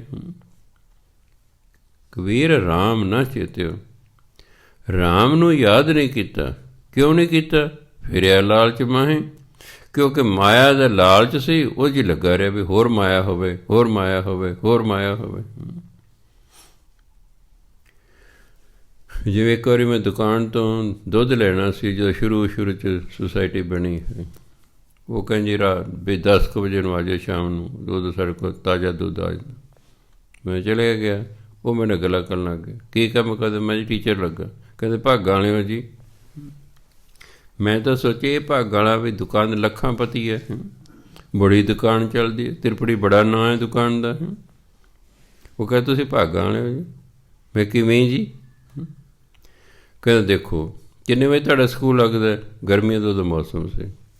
ਮੈਂ ਜੀ 8 ਵਜੇ ਲੱਗਦਾ। ਕਿੰਨੇ ਵਜੇ ਛੁੱਟੀ ਹੁੰਦੀ ਹੈ? 2 ਵਜੇ। ਕਹਿੰਦੇ ਬਈ ਬਸ ਉਸ ਤੋਂ ਬਾਅਦ ਫਿਰ ਨਿਸ਼ਚਿੰਤ ਹੋ ਨਾ। ਅਸੀਂ ਕਹਿੰਦਾ ਰਾਤ ਨੂੰ ਸਾਨੂੰ ਇੱਥੇ 11 ਵੱਜ ਜਾਣੇ ਨੇ, 10 ਵਜੇ ਤੁਹਾਨੂੰ ਦੁੱਧ ਹੀ ਦੇ ਰਹੇ। ਇਹ ਬੰਦ ਬੁੰਦ ਕਰਦਿਆਂ ਦੁਕਾਨ ਸਾਨੂੰ 11 ਵੱਜ ਜਾਣੇ। ਘਰ ਜਾ ਕੇ ਅਸੀਂ ਨਹਾਵਾਂ ਧੋਵਾਂਗੇ 12 ਵੱਜ ਜਾਣਗੇ। ਰੋਟੀ ਖਾਂਦਿਆਂ ਨੂੰ ਸਾਨੂੰ 1 ਵੱਜੇਗਾ। ਫਿਰ ਅਸੀਂ ਅਗਲੇ ਦਿਨ ਦਾ ਦੋਨੋਂ ਤਿੰਨਾਂ ਭਰਾਵਾਂ ਨੇ ਇਕੱਠੇ ਹੋਣਾ ਜਿਹੜੇ ਦੁਕਾਨ ਚਲਾਉਣੇ। ਕੱਲ੍ਹ ਦਾ ਅਸੀਂ ਫਿਰ ਜਿਹੜਾ ਸੋਚ ਵਿਚਾਰ ਕਰ ਰਹੇ ਹਾਂ, ਸਾਨੂੰ 2 ਵਜੇ ਅਸੀਂ ਜਾ ਕੇ ਸੌਂਦੇ ਹਾਂ। 2 ਵਜੇ ਸੁੱਤੇ, ਫਿਰ 8 ਵਜੇ ਕਿਤੇ ਜਾਗਦੇ ਹਾਂ। ਨਹਾ ਧੋ ਕੇ ਫਿਰ ਆਪਣਾ ਇਸੇ ਕੰਮ 'ਤੇ ਲੱਗ ਜਾਂਦੇ। ਸਾਡੇ ਕੋਲ ਤਾਂ ਭਜਨ ਬੰਦਗੀ ਕਰਨ ਨੂੰ ਟਾਈਮ ਹੀ ਨਹੀਂ ਹੈ। ਤੁਹਾਡੇ ਕੋਲ ਘੱਟ ਤੋਂ ਘੱਟ ਭਜਨ ਬੰਦਗੀ ਕਰਨ ਨੂੰ ਟਾਈਮ ਤਾਂ ਹੈ ਨਾ। ਮੈਂ ਹਾਂ ਇਸ 'ਤੇ ਕੋਈ ਸ਼ੱਕ ਨਹੀਂ, ਜਦੋਂ ਮਰਜ਼ੀ ਕਰੋ, ਸਾਡੇ ਕੋਲ ਤਾਂ ਟਾਈਮ ਬਹੁਤ ਹੈ ਕਿ ਸਾਡੇ ਕੋਲ ਸਮਾਂ ਹੀ ਨਹੀਂ ਹੈਗਾ। ਸੋ ਇਸ ਲਈ ਕਿਉਂ ਨਹੀਂ ਸਮਾਂ ਵੀ ਹੋਰ ਦੁਕਾਨ ਵੱਡੀ ਹੋ ਜਾਏ, ਹੋਰ ਵੱਡੀ ਹੋ ਜਾਏ, ਹੋਰ ਵੱਡੀ ਹੋ ਜਾਏ, ਔਰ ਹੋਰ ਵੱਡੀ ਹੋ ਵੀ ਰਹੀ ਹੈ, ਵੱਡੀ ਹੋ ਵੀ ਰਹੀ ਹੈ। ਪੈਸੇ ਵਾਲਾ ਨਾਲ ਦੀਆਂ ਦੁਕਾਨਾਂ ਖਰੀਦਣੀਆਂ ਸ਼ੁਰੂ ਕਰ ਦਿੰਦਾ। ਪੈਸਾ ਹੋਣਾ ਚਾਹੀਦਾ, ਪੈਸੇ 'ਚ ਇੰਨੀ ਤਾਕਤ ਹੈ, ਅਗਲੇ ਨੇ ਸਰਕਾਰ ਹੀ ਖਰੀਦ ਲਈ ਹੈ, ਨਿਬੜਿਆ ਕੰਮ। ਮੈਂ ਕਹਿ ਰਿਹਾ ਤਾਂ ਮੈਂ ਕਿਹਾ ਕਮਾਲ ਹੈ। 2-3 ਬੰਦਿਆਂ ਕੋਲ ਇੰਨਾ ਪੈਸਾ ਸੀ, ਉਹਨਾਂ ਸਾਰੀ ਸਰਕਾਰ ਹੀ ਹਿੰਦੁਸਤਾਨ ਦੀ ਖਰੀਦ ਲਈ। ਚਲੋ ਜੀ, ਹਾਂਜੀ, ਵਿੱਚ ਹੀ ਅਸੀਂ ਖਰੀਦੇ ਗਏ, ਵਿੱਚ ਹੀ ਜੱਟ ਖਰੀਦੇ ਗਏ, ਸਭ ਖਰੀਦੇ ਗਏ। ਭਾਈ ਜੋ ਜਿਹੜਾ ਹੁਣ ਰੌਲਾ ਪਾਉਣਾ, ਉਹ ਜਿੰਨਾ ਖਰੀਦੇ ਨੂੰ ਚੁੱਪ ਕਰਕੇ ਬੈਠੇ ਨੇ। ਜਿੰਨਾ ਵੇਚਤੀ ਉਹਨਾਂ ਨੂੰ ਤਾਂ ਥੋੜ੍ਹਾ ਜਿਹਾ ਹੋਊਗਾ, ਜਿੰਨਾ ਖਰੀਦ ਲਿਓ ਤਾਂ ਆਨੰਦ 'ਚ ਬੈਠੇ ਨੇ। ਕਿੰਨੀ ਕੁ ਦੇਰ ਰੌਲਾ ਪਾ ਲਓਗੇ? ਮਹੀਨਾ ਪਾ ਲਓਗੇ, 2 ਪਾ ਲਓਗੇ, ਆਪੇ ਹੱਟ ਹੁੱਟ ਜਾਓਗੇ। ਕਿੰਨੀ ਕੁ ਦੇਰ ਕੋਈ ਕਰ ਲਏਗਾ? ਇਸ ਲਈ ਹੁਣ ਜਿਨ੍ਹਾਂ ਨੇ ਇੰਨਾ ਪੈਸਾ ਇਕੱਠਾ ਕਰਨਾ ਜਾਂ ਕੀਤਾ, ਉਹਨਾਂ ਕੋਲ ਕਿੱਥੇ ਸਮੇਂ ਭਜਨ ਬੰਦਗੀ ਕਰਨ ਨੂੰ? ਆਏ ਸੀ ਭਜਨ ਬੰਦਗੀ ਕਰਨ, ਮਾਏ ਇਕੱਠੀ ਕਰਨ 'ਤੇ ਲੱਗੇ ਰਹੇ। ਸੋ ਤਾਂ ਗੁਰੂ ਮਹਾਰਾਜ ਕਹਿੰਦੇ ਨੇ, ਕਬੀਰ ਰਾਮ ਨਾ ਚੇਤਿਓ, ਫਿਰਿਆ ਲਾਲਚ ਮਾਹੇ, ਪਾਪ ਕਰੰਤਾ ਮਰ ਗਿਆ। ਇਹ ਮਨੁੱਖ ਪਾਪ ਕਰਦਿਆਂ ਕਰਦਿਆਂ ਮਰ ਗਿਆ। ਔਦ ਹੁੰਦੀ ਉਮਰ, ਪੁੰਨੀ ਹੁੰਦਾ ਪੂਰੀ ਹੋ ਗਈ, ਖਿਨ ਮਾਹੇ, ਅਤੇ ਉਹਦੀ ਪਤਲ ਹੈ ਜਦੋਂ 1 ਸੈਕਿੰਡ 'ਚ ਉਮਰ ਪੂਰੀ ਹੋ ਗਈ ਅਤੇ ਡੈਥ ਹੋ ਗਈ। ਕਿਉਂਕਿ ਪਾਪ ਕਰਮ ਤੋਂ ਬਿਨਾਂ ਮਾਇਆ ਇਕੱਠੇ ਨਹੀਂ ਹੁੰਦੇ। 10 ਨੌਂ ਦੀ ਕਿਤਨਾ ਤੁਸੀਂ ਅਰਬਾਂ ਖਰਬਾਂ ਪਤੀ ਨਹੀਂ ਹੋ ਸਕਦੇ। ਉਹਦੇ ਲਈ ਤੁਹਾਨੂੰ ਜਿਹੜਾ ਹੈ ਪਾਪ ਕਰਨੇ ਪੈਣਗੇ। ਅਤੇ ਕਹਿੰਦੇ ਉਮਰ ਫਿਰ ਉਹਦੀ ਪਤਲਾ ਜਦੋਂ ਮਿੰਟ 'ਚ ਭੋਗ ਪੈ ਜਾਣਾ ਹੈਗਾ। ਸੋ ਇਹ ਰਾਮ ਨੂੰ ਯਾਦ ਨਹੀਂ ਕਰਦਾ ਕਿਉਂਕਿ ਲਾਲਚ 'ਚ ਪਿਆ ਹੋਇਆ ਹੈ। ਅੱਗੇ ਕਹਿੰਦੇ ਕਬੀਰ ਕਾਇਆ, ਧਿਆਨ ਦੇਣਾ, ਕਾਇਆ ਸ਼ਬਦ ਜਿਹੜਾ ਹੈ, ਜੇ ਤਾਂ ਕਾਇਆ ਬੋਲੋਗੇ ਫਿਰ ਤਾਂ ਹੈਗਾ ਹਿੰਦੀ ਦਾ, ਜੇ ਕਾਇਆ ਬੋਲੋਗੇ ਫਿਰ ਹੋ ਜਾਏਗਾ ਪੰਜਾਬੀ ਦਾ। ਤੁਹਾਡੀ ਮਰਜ਼ੀ ਹੈ, ਕਾਇਆ ਬੋਲੋ ਚਾਹੇ ਕਾਇਆ ਬੋਲੋ। ਕਾਇਆ ਹਿੰਦੀ ਦਾ ਸ਼ਬਦ ਹੈ, ਸਰੀਰ। ਕਾਇਆ ਪੰਜਾਬੀ ਦਾ ਸ਼ਬਦ ਹੈ, ਅਰਥ ਸਰੀਰ ਜਾਂ ਦੋਨਾਂ ਦਾ। ਕਬੀਰ ਇਸ ਲਈ ਜਿਹੜੀ ਕਿਤਾਬ ਲਿਖੀ ਜਾ ਰਹੀ ਉਸ 'ਚ ਕਾਇਆ ਉਬਲੀਕ ਕਾਇਆ ਦੋਨੋਂ ਲਿਖੇ ਨੇ, ਅਤੇ ਸ਼ੁਰੂ 'ਚ ਨੋਟ ਦਿੱਤਾ ਹੋਇਆ ਹੈ ਕਿ ਜਿਹੜਾ ਕਾਇਆ ਸ਼ਬਦ ਹੈ ਇਹ ਹਿੰਦੀ ਦਾ ਹੈ, ਕਾਇਆ ਪੰਜਾਬੀ ਦਾ ਹੈ। ਇਹ ਪੜ੍ਹਨ ਵਾਲੇ ਦੀ ਮਰਜ਼ੀ ਹੈ ਵੀ ਉਹ ਜਿਹੜਾ ਪੰਜਾਬੀ ਵਾਂਗੂ ਬੋਲ ਲਏ ਚਾਹੇ ਹਿੰਦੀ ਵਾਂਗੂ ਬੋਲ ਲਏ, ਪਰ ਕਿਉਂਕਿ ਹੈ ਸਾਰੀ ਹਿੰਦੀ ਹੀ, ਇਸ ਲਈ ਸਿਆਣਪ ਹੈ ਵੀ ਫਿਰ ਉਸੇ ਤਰ੍ਹਾਂ ਬੋਲਿਆ ਜਾਵੇ। ਕਬੀਰ ਕਾਇਆ ਕਾਚੀ ਕਾਰ ਵੀ, ਕੇਵਲ ਕਾਚੀ ਧਾਤ, ਸਾਬਤ ਰੱਖੇ ਤਾਂ ਰਾਮ ਭਾਜੇ, ਨਾਹੇ ਤਾਂ ਬਿਨਠੀ ਬਾਤ। ਜਿਹੜਾ ਤੱਤਾ ਸ਼ਬਦ ਤ, ਇਹ ਹਿੰਦੀ ਦਾ, ਉੱਥੇ ਲਿਖਿਆ ਤੱਤਾ ਉਚਾਰਨ ਲਿਖਿਆ ਤ, ਇਹ ਤੱਤਾ ਦਾ ਉਚਾਰਨ ਹਿੰਦੀ ਲਿਖਿਆ ਤ, ਅਰਥ ਲਿਖਿਆ ਤਾਂ, ਅਰਥ ਲਿਖਿਆ ਹੁੰਦਾ ਤਾਂ, ਇਸ ਲਈ ਉਚਾਰਨ ਹੈ ਤ, ਅਰਥ ਹੈ ਤਾਂ। ਕਬੀਰ ਕਾਇਆ ਕਾਚੀ ਕਾਰ ਵੀ, ਕੇਵਲ ਕਾਚੀ ਧਾਤ, ਸਾਬਤ ਰੱਖੇ ਤਾਂ ਰਾਮ ਭਾਜ, ਨਾਹੇ ਤਾਂ ਬਿਨਠੀ ਬਾਤ। ਕਾਰ ਵੀ ਇੱਕ ਹੁੰਦਾ ਘੜਾ, ਇੱਕ ਛੋਟਾ ਘੜਾ ਹੁੰਦਾ ਹੈ, ਉਹ ਇੱਕ ਛੋਟਾ, ਜਿਵੇਂ ਘੜੀ ਆਪਾਂ ਕਹਿੰਦੇ ਛੋਟਾ ਘੜਾ, ਉਹਨੂੰ ਕਾਰ ਵੀ ਕਹਿੰਦੇ।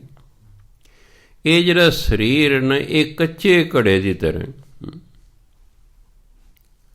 ਹੁਣ ਪੱਕਾ ਘੜਾ ਤਾਂ ਫਿਰ ਹੀ ਕੁਝ ਸਮਾਂ ਲੰਘ ਜਾਏਗਾ, ਕੱਚਾ ਘੜਾ ਤਾਂ ਕਿਸੇ ਵੇਲੇ ਵੀ ਟੁੱਟ ਸਕਦਾ, ਥੋੜ੍ਹੀ ਠੋਕਰ ਵੱਜੀ ਨੇ ਟੁੱਟ ਜਾਣਾ ਹੈ, ਜੇ ਪਾਣੀ ਪਾਇਆ ਉਹਨੇ ਗਲ ਜਾਣਾ ਹੈ। ਇਸੇ ਭਾਵ ਇਸ ਸਰੀਰ ਦੀ ਬੁਨਿਆਦ ਜਿਹੜੀ ਹੈ ਬਹੁਤੀ ਨਹੀਂ ਹੈਗੀ ਵੱਡੀ, ਵੀ ਇਹ ਪਤਾ ਨਹੀਂ ਵੀ ਬਹੁਤ ਸਮਾਂ ਕਿਤੇ ਜਿਉਣਾ ਹੈ। ਇਹ ਸਰੀਰ ਜਿਹੜਾ ਕੱਚੇ ਘੜੇ ਦੀ ਤਰ੍ਹਾਂ ਹੈ, ਕੇਵਲ ਕਾਚੀ ਧਾਤ, ਇਹ ਕੱਚੀ ਧਾਤ ਵਰਗਾ ਹੈ। ਜੇ ਇੱਕ ਲੋਹਾ ਕੱਚਾ ਹੁੰਦਾ, ਇੱਕ ਲੋਹਾ ਪੱਕਾ ਹੁੰਦਾ ਹੈ, ਇਹ ਕੱਚੀ ਧਾਤ ਵਰਗਾ ਹੈ, ਇਹ ਕਿਸੇ ਵੇਲੇ ਵੀ ਖਤਮ ਹੋ ਸਕਦਾ ਹੈ।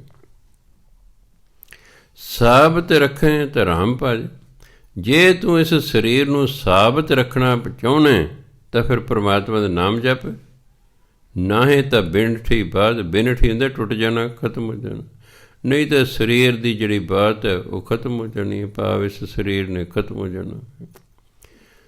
ਹੁਣ ਕੀ ਰਾਮ ਦਾ ਨਾਮ ਜਪਣਾ ਸਰੀਰ ਸਾਬਤ ਰਹਿ ਜਾਏਗਾ? ਮਤਲਬ ਤਾਂ ਯਾਦਗਾਰ ਰਹਿਣ ਨਾਲ, ਸਰੀਰ ਤੇ ਸਾਰੇ ਜਾਣੇ ਹੀ ਜਾਣੇ ਨੇ, ਚਾਹੇ ਪੈਗੰਬਰ ਨੂੰ ਲੱਗਾ, ਅਵਤਾਰ ਨੂੰ ਲੱਗਾ, ਗੁਰੂ ਨੂੰ ਲੱਗਾ, ਸਾਧੂ ਨੂੰ ਲੱਗਾ, ਡਾਕੂ ਨੂੰ ਲੱਗਾ, ਚੋਰ ਨੂੰ ਲੱਗਾ, ਸਰੀਰ ਨੇ ਤਾਂ ਇੱਕ ਦਿਨ ਖਤਮ ਹੋਣਾ ਹੀ ਹੋਣਾ ਹੈ।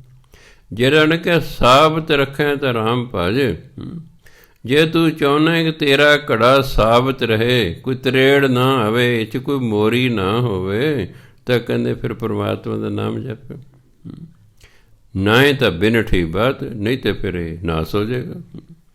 ਭਾ ਜੇ ਤੂੰ ਚਾਹੁੰਦਾ ਕਿ ਲੋਕ ਮਗਰੋਂ ਤੈਨੂੰ ਯਾਦ ਰੱਖਣ, ਤੇਰਾ ਨਾਮ ਰਹੇ, ਕਹਿੰਦੇ ਫਿਰ ਤੂੰ ਪਰਮਾਤਮਾ ਦਾ ਨਾਮ ਜਪ। ਸਮਝਾਇਆ ਵੀ ਤੂੰ ਇਸ ਸਰੀਰ ਨੂੰ ਪਾਲਣ ਪੋਸ਼ਣ 'ਤੇ ਨਾ ਸਾਰਾ ਦਿਨ ਲੱਗਾ ਰਹਿ, ਸਿਰਫ ਸਰੀਰ ਦਾ ਹੀ ਖਿਆਲ ਨਹੀਂ ਰੱਖਣਾ, ਸਗੋਂ ਇਸ ਸਰੀਰ ਤੋਂ ਪਰਮਾਤਮਾ ਦਾ ਨਾਮ ਜਪਣ ਦਾ ਕੰਮ ਲੈਣਾ। ਇਹ ਤਾਂ ਕੱਚੇ ਘੜੇ ਜਿਹੜਾ ਪਤਾ ਨਹੀਂ ਕਦੋਂ ਟੁੱਟ ਜੇ, ਕਦੋਂ ਮੌਤ ਆ ਜੇ ਸਾਡੀ। ਉਦਾਹਰਨਾਂ ਦੇ ਦੇ ਕੇ ਮਨੁੱਖ ਨੂੰ ਸਮਝਾਇਆ ਕਿ ਇੱਥੇ ਸਭ ਕੁਝ ਨਾਸ਼ਵਾਨ ਹੈ, ਸਦਾ ਨਹੀਂ ਰਹਿਣਾ। ਇਸ ਲਈ ਜਿੰਨਾ ਵੀ ਸਮਾਂ ਮਿਲੇ ਆਪਣਾ ਭਜਨ ਬੰਦਗੀ ਕਰਨੀ ਹੈ। ਕਬੀਰ ਕੇਸ਼ੋ ਕੇਸ਼ੋ ਕੂਕੀਐ, ਨਾ ਸੋਈਐ ਆਸਾਰ। ਰਾਤ ਦਿਵਸ ਕੇ ਕੂਕਨੇ, ਕਬਹੂ ਕੇ ਸੁਨੇ ਪੁਕਾਰ। ਕੇਸ਼ੋ ਪਰਮਾਤਮਾ ਨੂੰ ਕਹਿੰਦੇ, ਜਿਹਦੇ ਕੇਸ਼ ਨੇ, ਵਾਲ ਨੇ। ਕ੍ਰਿਸ਼ਨ ਮਹਾਰਾਜ ਨੂੰ ਵੀ ਕੇਸ਼ਵ ਕਹਿੰਦੇ ਸੀ। ਇੱਥੇ ਪਰਮਾਤਮਾ ਤੋਂ ਮਤਲਬ ਕਬੀਰ ਕੇਸ਼ੋ ਕੇਸ਼ੋ ਕੂਕੀਏ। ਕੇਸੋ ਕੇਸੋ ਵੀ ਪੜ੍ਹ ਸਕਦੇ ਹੋ ਕਿ ਪੰਜਾਬੀ 'ਚ ਕੇਸ ਕਹਿੰਦੇ ਨੇ, ਹਿੰਦੀ 'ਚ ਕੇਸ਼ ਕਹਿੰਦੇ ਨੇ ਵਾਲਾਂ ਨੂੰ। ਕੇਸ਼ ਨਿਖਾਰ ਸਾਬਣ, ਵਾਲਾਂ ਨੂੰ ਸਾਫ਼ ਕਰਨ ਵਾਲਾ ਸਾਬਣ ਹੈ। ਪਰ ਕੇਸ ਨਿਖਾਰ ਵੀ ਤੁਸੀਂ ਉਹਨੂੰ ਕਹਿ ਸਕਦੇ ਹੋ। ਪੰਜਾਬੀ 'ਚ ਵਾਲਾਂ ਨੂੰ ਕੇਸ ਕਹਿੰਦੇ ਨੇ, ਹਿੰਦੀ 'ਚ ਕੇਸ਼ ਕਹਿੰਦੇ, ਬਿੰਦੀ ਲਾ ਕੇ। ਬਸ ਇੰਨਾ ਹੀ ਫਰਕ ਹੈ। ਕਬੀਰ ਕੇਸ਼ੋ ਕੇਸ਼ੋ ਕੂਕੀਐ, ਨਾ ਸੋਈਐ ਆਸਾਰ। ਆਸਾਰ ਹੁੰਦਾ ਗਾਫਲ ਹੋਣਾ, ਅਗਿਆਨੀ ਬਣ ਕੇ। ਕਹਿੰਦੇ ਪਰਮਾਤਮਾ ਦੇ ਨਾਮ ਜਪੀ ਜਾਓ, ਜਪੀ ਜਾਓ, ਜਪੀ ਜਾਓ। ਵਾਹਿਗੁਰੂ ਵਾਹਿਗੁਰੂ ਕੇਸ਼ਵ ਕੇਸ਼ੋ ਕੇਸ਼ੋ ਕੇਸ਼ੋ ਕੇਸ਼ੋ ਕੂਕੀ ਜਾਓ। ਪਬ ਬੋਲੀ ਜਾਓ, ਰਾਮ ਰਾਮ ਰਾਮ ਰਾਮ, ਵਾਹਿਗੁਰੂ ਵਾਹਿਗੁਰੂ ਵਾਹਿਗੁਰੂ ਵਾਹਿਗੁਰੂ। ਕਹਿੰਦੇ ਗਾਫਲ ਹੋ ਕੇ ਨਹੀਂ ਸੌਣਾ, ਲਾਪਰਵਾਹ ਨਹੀਂ ਹੋਣਾ, ਸਗੋਂ ਪਰਮਾਤਮਾ ਦਾ ਨਾਮ ਜਪੀ ਜਾਣਾ। ਰਾਤ ਦਿਵਸ ਕੇ ਕੂਕਨੇ, ਜੇ ਤੁਸੀਂ ਦਿਨ ਰਾਤ ਪਰਮਾਤਮਾ ਨੂੰ ਆਵਾਜ਼ਾਂ ਮਾਰੀ ਜਾਓਗੇ, ਕਬੂ ਕੇ ਸੁਣੇ ਪੁਕਾਰ। ਕਦੇ ਤਾਂ ਪੁਕਾਰ ਸੁਣੂ, ਉਹਨੂੰ ਆਵਾਜ਼ਾਂ ਮਾਰੀ ਜਾਓ, ਵਾਹਿਗੁਰੂ ਵਾਹਿਗੁਰੂ ਵਾਹਿ। ਕਹਿੰਦਾ ਕਦੇ ਤਾਂ ਸੁਣੂ, ਜਿੱਦੇ ਸੁਣ ਲਿਆ ਉਹਦੇ ਗੱਲ ਬਣ ਜਾਣੀ। ਬੜੇ ਸੋਹਣੇ ਵਧੀਆ ਉਦਾਹਰਨਾਂ ਦੇ ਦੇ ਕੇ ਸਾਨੂੰ ਸਮਝਾਇਆ ਪਾਏ। ਉਹਨੂੰ ਉਹਦਾ ਨਾਮ ਜਪੀ ਜਾਓ, ਜਪੀ ਜਾਓ, ਜਪੀ ਜਾਓ, ਜਪੀ ਜਾਓ, ਕਦੇ ਤਾਂ ਸਾਡੀ ਪੁਕਾਰ ਸੁਣੇਗਾ। ਇਸ ਲਈ ਕਹਿੰਦੇ ਜ਼ਿੰਦਗੀ ਆਸਾਰ ਨਹੀਂ ਹੋਣਾ, ਲਾਪਰਵਾਹ ਨਹੀਂ ਹੋਣਾ, ਸਗੋਂ ਖਿਆਲ ਰੱਖਣਾ ਹੈ ਕਿ ਸਾਨੂੰ ਮਨੁੱਖਾ ਜੀਵਨ ਮਿਲਿਆ, ਇਹ ਪਰਮਾਤਮਾ ਦੀ ਭਜਨ ਬੰਦਗੀ ਲਈ ਮਿਲਿਆ ਹੈ। ਇਸ ਲਈ ਮੈਂ ਵੱਧ ਤੋਂ ਵੱਧ ਭਜਨ ਬੰਦਗੀ ਕਰਨੀ। ਇਹ ਗੱਲ ਕਹਿੰਦੇ ਯਾਦ ਰੱਖਣੀ। ਭਜਨ ਬੰਦਗੀ ਕਰਦੇ ਰਹੋ, ਕਰਦੇ ਰਹੋ, ਕਰਦੇ ਰਹੋ, ਕਰਦੇ ਰਹੋ, ਕਦੇ ਤੱਕ ਕਹਿੰਦੇ ਪਰਮਾਤਮਾ ਸੁਣੇਗਾ। ਵੀ ਕਾਲੇ ਨਹੀਂ ਪੈਣਾ, ਲੱਗੇ ਹੀ ਰਹਿਣਾ। ਕਿਉਂਕਿ ਜਿਹੜਾ ਲੱਗਾ ਹੀ ਰਹਿੰਦਾ, ਲੱਗਾ ਹੀ ਰਹਿੰਦਾ, ਉਹ ਪ੍ਰਾਪਤ ਕਰ ਹੀ ਲੈਂਦਾ। ਉਸ ਤਾਂ ਇਹ ਹੈ ਵੀ ਕਦੇ ਲੱਗ ਗਏ, ਕਦੇ ਹਟ ਗਏ, ਕਦੇ ਵੱਧ, ਕਦੇ ਘੱਟ। ਅਸੀਂ ਇਹ ਨਹੀਂ ਸੋਚਦੇ ਜੇ ਕੋਸ਼ਿਸ਼ ਕਰਦੇ ਵੀ ਕੱਲ੍ਹ 1 ਘੰਟਾ ਸਿਮਰਨ ਕੀਤਾ ਸੀ, ਅੱਜ 61 ਮਿੰਟ ਕਰੀਏ। ਇਹ ਕਦੇ ਸੋਚੇ ਹੀ ਨਹੀਂ ਹੈ। ਆਪ ਹੀ ਕਹੀਦਾ। ਮੰਨ ਲਓ ਤੁਸੀਂ 5 ਮਿੰਟ ਸਿਮਰਨ ਕੀਤਾ, ਮਨ 'ਚ ਕਹੋ ਤੂੰ 6 ਮਿੰਟ ਨਹੀਂ ਕਰ ਸਕਦਾ, ਐਨੇ ਕੋ ਨਹੀਂ ਕਰ ਸਕਦਾ। ਇਹ ਮਨ ਬਹੁਤ ਚਲਾਕ ਹੈ। ਇਹ ਤੁਹਾਡੇ ਤੇ ਕਹੋ ਨਾ ਲੈ 5 ਮਿੰਟ ਹੋ ਗਏ ਨਾ ਥੋੜ੍ਹਾ। ਮਨ ਨੂੰ ਜਿਹੋ ਜਿਹਾ ਤੁਸੀਂ ਸੁਝਾਅ ਦੇਈ ਜਾਓਗੇ, ਹੌਲੀ ਹੌਲੀ ਉਸ ਤਰ੍ਹਾਂ ਮੰਨ ਜਾਏਗਾ। ਮਨ ਤੁਸੀਂ 5 ਮਿੰਟ ਸਿਮਰਨ ਕੀਤਾ ਕਿ ਤੂੰ 6 ਮਿੰਟ ਨਹੀਂ ਕਰ ਸਕਦਾ, ਫਿਰ ਆਪ ਕਰ ਸਕਦਾ, ਚੰਗਾ ਕੱਲ੍ਹ ਨੂੰ ਕਰੀ, ਫਿਰ ਔਰ ਕੱਲ੍ਹ ਨੂੰ 6 ਮਿੰਟ ਕਰੋ। ਫਿਰ ਕੋਈ ਤੂੰ 7 ਮਿੰਟ ਨਹੀਂ ਕਰ ਸਕਦਾ, ਫਿਰ ਆਪ ਹੀ ਕਰ ਸਕਦਾ, ਫਿਰ ਕੱਲ੍ਹ ਨੂੰ ਕਰੋ, 7 ਮਿੰਟ ਕਰੋ। 1 ਮਿੰਟ ਵਧਾਉਣਾ ਕੋਈ ਔਖਾ ਨਹੀਂ ਲੱਗੇਗਾ। ਤੁਸੀਂ 2 ਮਹੀਨਿਆਂ ਦੇ ਵਿੱਚ 5 ਮਿੰਟ ਤੋਂ ਵੱਧਦੇ ਵੱਧਦੇ 1 ਘੰਟੇ 'ਤੇ ਪਹੁੰਚ ਜਾਓਗੇ, ਕਿਤੇ ਕਿਤੇ ਪਹੁੰਚ ਜਾਓਗੇ। ਐਂ ਹੌਲੀ ਹੌਲੀ ਵਧਾਈ ਜਾਓ। ਹੌਲੀ ਹੌਲੀ ਵਧਾਉਣ 'ਤੇ ਸਾਨੂੰ ਔਖਾ ਵੀ ਨਹੀਂ ਹੋਣਾ ਪਏਗਾ ਅਤੇ ਬਹੁਤਾ ਮਹਿਸੂਸ ਵੀ ਨਹੀਂ ਹੋਵੇਗਾ। ਹੌਲੀ ਹੌਲੀ ਹੌਲੀ ਹੌਲੀ ਵਧਾਈ ਚੱਲੋ। ਇਹਦੇ ਮੈਂ 2 ਉਦਾਹਰਨ ਜਿਹੜੀ ਮੈਂ ਜ਼ਿੰਦਗੀ ਮੈਨੂੰ ਬੜੀਆਂ ਅਪੀਲ ਕੀਤੀਆਂ ਵੀ ਇਹ ਥੋੜ੍ਹਾ ਥੋੜ੍ਹਾ ਕਰਨ ਨਾਲ ਕਿੱਥੇ ਬੰਦਾ ਪਹੁੰਚ ਜਾਂਦਾ ਹੈ। ਲੁਧਿਆਣੇ ਦੇ ਵਿੱਚ ਇੱਕ ਬੜਾ ਭਾਰੀ ਮੇਲਾ ਲੱਗਦਾ ਹੈ, ਕਿਲ੍ਹਾ ਰਾਏਪੁਰ। ਉਹਨੂੰ ਨਾ ਏਸ਼ੀਅਨ ਖੇਡਾਂ, ਛੋਟੀਆਂ ਏਸ਼ੀਅਨ ਖੇਡਾਂ ਗਿਣਦੇ ਨੇ ਉੱਥੇ ਖੇਡਾਂ। ਮੈਂ ਅਖੀਰਲੇ ਦਿਨ ਆਪਣੇ ਦੋਸਤ ਨਾਲ ਉੱਥੇ ਚਲੇ ਗਿਆ। ਇੱਕ ਬੰਦੇ ਨੇ ਮੱਝ ਚੱਕਤੀ ਜੀ, ਦੇਖੋ ਕਿੰਨੀ ਭਾਰੀ ਮੱਝ ਹੁੰਦੀ ਹੈ, ਮੋਢਿਆਂ 'ਤੇ ਚੱਕਦੀ। ਫਿਰ ਜਿਹੜਾ ਇੰਟਰਵਿਊ ਲੈਣ ਵਾਲੇ, ਅਖਬਾਰ ਵਾਲੇ, ਰੇਡੀਓ ਵਾਲੇ, ਉਹਦੇ ਟੀ ਵੀ ਤਾਂ ਹੁੰਦੇ ਨਹੀਂ ਸੀ, ਉਹ ਆ ਗਏ ਜੀ। ਮਾਈਕ 'ਤੇ ਇੰਟਰਵਿਊ ਹੋ ਰਹੀ ਤਾਂ ਜੋ ਸਾਰੇ ਲੋਕ ਸੁਣ ਲੈਣ। ਉਹਨੂੰ ਪੁੱਛਿਆ ਵੀ ਤੂੰ ਐਡੀ ਭਾਰੀ ਮੱਝ ਕਿਵੇਂ ਚੱਕਤੀ? ਕਹਿੰਦਾ ਅੱਜ ਤੋਂ 3 ਸਾਲ ਪਹਿਲਾਂ ਇਹਦੀ ਮਾਂ ਜਦੋਂ ਸੂਈ ਸੀ, ਇਹ ਕੱਟੀ ਪੈਦਾ ਹੋਈ, ਮੈਂ ਪਹਿਲੇ ਦਿਨ ਉਹਨੂੰ ਚੱਕਿਆ, ਫਿਰ ਮੈਂ ਦੂਜੇ ਦਿਨ ਵੀ ਚੱਕਿਆ, ਫਿਰ ਮੈਨੂੰ ਤੀਜੇ ਦਿਨ ਵੀ ਚੱਕਿਆ। ਇਹ ਹੌਲੀ ਹੌਲੀ ਵੱਧਦੀ ਗਈ ਅਤੇ ਮੈਂ ਵੀ ਇਹਨੂੰ ਚੱਕੀ ਗਿਆ। ਮੰਨ ਲਓ ਪਹਿਲੇ ਦਿਨ 20 ਸੇਰ ਦੀ ਸੀ, ਹੌਲੀ ਦਿਨ 21 ਸੇਰ ਦੀ ਹੋ ਗਈ, 22 ਦੀ ਹੋ ਗਈ, ਇਸ ਤਰ੍ਹਾਂ ਹੌਲੀ। ਕਹਿੰਦਾ ਮੇਰਾ ਵੀ ਅਭਿਆਸ ਹੋਈ ਗਿਆ ਚੱਕਣ ਦਾ। ਇਹਨੂੰ ਪਤਾ ਲੱਗ ਗਿਆ ਹੁਣ ਮੈਨੂੰ ਮੇਰਾ ਮਾਲਕ ਚੱਕੇਗਾ, ਇਹ ਐਕਟਿਵ ਹੋ ਜਾ ਕਰਦੇ ਸੀ। ਤੁਸੀਂ ਦੇਖਿਓ ਆਪਣਾ ਜਾਗਦੇ ਬੱਚੇ ਨੂੰ ਅਤੇ ਸੁੱਤੇ ਬੱਚੇ ਨੂੰ ਦੋਨਾਂ ਨੂੰ ਤੱਕੜੀ 'ਤੇ ਰੱਖ ਕੇ ਤੋਲ ਲਓ, ਭਾਰ ਇੱਕੋ ਜਿਹਾ ਹੋਏਗਾ। ਪਰ ਸੁੱਤੇ ਬੱਚੇ ਨੂੰ ਜਦੋਂ ਤੁਸੀਂ ਚੱਕੋਗੇ ਤੁਹਾਨੂੰ ਭਾਰਾ ਲੱਗਦਾ, ਜਾਗਦਾ ਬੱਚਾ ਤੁਹਾਨੂੰ ਹੌਲਾ ਲੱਗਦਾ। ਹਾਲਾਂਕਿ ਤੱਕੜੀ 'ਤੇ ਉਹਨੂੰ ਰੱਖੋ, ਸੁੱਤਾ ਜਦੋਂ ਉਹਨੂੰ ਤੱਕੜੀ 'ਤੇ ਰੱਖੋ, ਤੋਲ ਲਓ, ਮੰਨ ਲਓ 20 ਕਿਲੋ ਹੈ, ਉਹ 20 ਹੋਈ ਹੈ, ਜਾਂ 10 ਜਿੰਨਾ ਵੀ ਹੈ, ਜਾਗਦਾ ਤਾਂ ਵੀ ਭਾਰ ਉਹ ਨਹੀਂ ਹੋਵੇਗਾ। ਜੇ ਅਸੀਂ ਛੋਟੇ ਹੁੰਦੇ ਸੀ, ਇੰਸਪੈਕਟਰ ਸਾਡੇ ਸਕੂਲ 'ਚ ਆ ਗਿਆ, ਉਹ ਬੱਚਿਓ ਇੱਕ ਸੇਰ ਰੂੰ ਭਾਰਾ ਹੁੰਦਾ ਹੈ ਕਿ ਇੱਕ ਸੇਰ ਲੋਹਾ ਭਾਰਾ ਹੁੰਦਾ ਹੈ? ਇੱਕਦਮ ਸਾਡੇ ਗਿਆ ਲੋਹਾ। ਉਹ ਕਹਿੰਦਾ ਕਾਕਾ ਉਹ ਵੀ ਸੇਰ ਬਰਾਬਰੀ ਹੋਏ, ਭਾਰਾ ਕਿਵੇਂ ਹੋ ਗਿਆ? ਕਹਿੰਦੇ ਇੱਕ ਸੇਰ ਰੂੰ ਭਾਰਾ ਹੁੰਦਾ ਹੈ ਕਿ ਇੱਕ ਸੇਰ ਲੋਹਾ ਭਾਰਾ ਹੁੰਦਾ। ਅਸੀਂ ਬੱਚਿਆਂ ਦੇ ਸੋਚਿਆ ਨਹੀਂ ਵੀ ਉੱਧਰ ਵੀ ਇੱਕ ਸੇਰ ਹੀ ਹੈ, ਉੱਧਰ ਵੀ ਇੱਕ ਸੇਰ ਹੀ, ਬਰਾਬਰ ਹੋਣਾ ਚਾਹੀਦਾ। ਇੱਕਦਮ ਸਾਡੇ ਮੂੰਹ ਨਿਕਲਿਆ ਲੋਹਾ। ਫਿਰ ਉਹਨੇ ਸਮਝਾਇਆ ਵੀ ਕਾਕਾ ਨਹੀਂ, ਉਹ ਵੀ ਇੱਕ ਸੇਰ ਹੈ, ਉਹ ਵੀ ਇੱਕ ਸੇਰ ਹੈ, ਬਰਾਬਰ ਹੀ ਨੇ। ਜਾਗਦਾ ਬੱਚਾ ਵੀ ਓਨਾ ਹੀ ਭਾਰਾ ਹੈ ਜਿੰਨਾ ਸੁੱਤਾ ਹੋਇਆ, ਪਰ ਜਾਗਦਾ ਬੱਚਾ ਜਦੋਂ ਤੁਸੀਂ ਚੱਕੋ ਤੁਹਾਨੂੰ ਹੌਲਾ ਲੱਗਦਾ। ਕਿਉਂ? ਉਹ ਆਪ ਤੁਹਾਡੀ ਗੋਦੀ ਚੜ੍ਹਨਾ ਚਾਹੁੰਦਾ, ਉਹ ਚਾਹੁੰਦਾ ਤੁਸੀਂ ਮੈਨੂੰ ਚੱਕੋ। ਕਹਿੰਦਾ ਜਦੋਂ ਮੈਂ ਇਸ ਮੱਝ ਨੂੰ ਚੱਕਦਾ ਸੀ, ਇਹ ਐਕਟਿਵ ਮੇਰਾ ਮਾਲਕ ਮੈਨੂੰ ਚੱਕੇਗਾ, ਇਹ ਤਿਆਰ ਹੋ ਜਾਂਦੀ, ਇਸ ਲਈ ਮੈਨੂੰ ਬਹੁਤੀ ਭਾਰੀ ਨਹੀਂ ਸੀ ਲੱਗਦੀ। ਇਹ ਐਂ ਮੈਂ 3 ਸਾਲ ਇਹਨੂੰ ਹੋ ਗਏ ਮੈਨੂੰ ਚੱਕਦਿਆਂ ਹੋਇਆਂ, ਇਸ ਲਈ ਮੇਰਾ ਅਭਿਆਸ ਹੋ ਗਿਆ, ਅੱਜ ਮੈਂ ਚੱਕਤੀ ਹੈ। ਮੈਂ ਦੇਖੋ ਉਹ ਕਿਲੋ ਕਰਕੇ ਵੱਧਦੀ ਗਈ, ਉਹ ਵੀ ਚੱਕੀ ਗਿਆ, ਥੋੜ੍ਹਾ ਵਧਾਉਂਦਿਆਂ ਕਿੱਥੋਂ ਤੱਕ ਬੰਦਾ ਪਹੁੰਚ ਜਾਂਦਾ ਹੈ। ਇਸ ਲਈ ਜੇ ਅਸੀਂ ਆਪਣੀ ਭਜਨ ਬੰਦਗੀ ਇੱਕ ਮਿੰਟ ਵੀ ਰੋਜ਼ ਵਧਾਉਣ ਲੱਗੀਏ, ਕਈ ਘੰਟਿਆਂ 'ਤੇ ਪਹੁੰਚ ਜਾਂਗੇ ਅਸੀਂ। ਇੱਕ ਗੱਲ ਤਾਂ ਇਹ ਮੈਨੂੰ ਬੜੀ ਪ੍ਰਭਾਵਿਤ ਕੀਤੀ ਛੋਟੇ ਹੁੰਦੇ। ਦੂਜੀ, ਮੈਂ ਜਿਹੜਾ ਹੈ 5ਵੀਂ ਦੀ ਕਿਤਾਬ ਮੈਨੂੰ ਮਿਲ ਗਈ ਦਿੱਲੀ ਵਾਲਿਆਂ ਦੀ।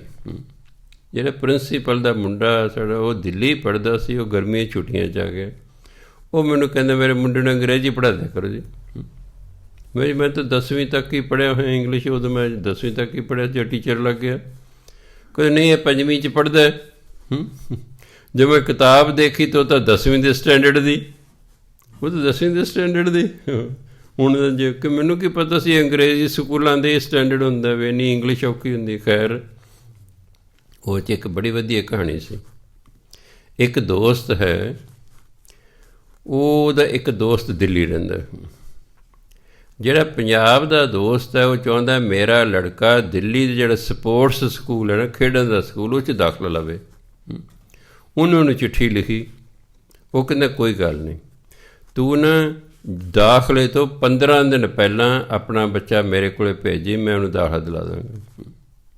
ਨਹੀਂ, ਕਹਿੰਦਾ ਉਹਨਾਂ ਦੀ ਸ਼ਰਤ ਹੈ ਵੀ ਪਹਿਲੇ ਦਿਨ ਹੀ ਬੱਚੇ ਨੇ 14 ਫੁੱਟ ਦੀ ਉਚਾਈ ਤੋਂ ਛਾਲ ਮਾਰਨੀ ਹੈ।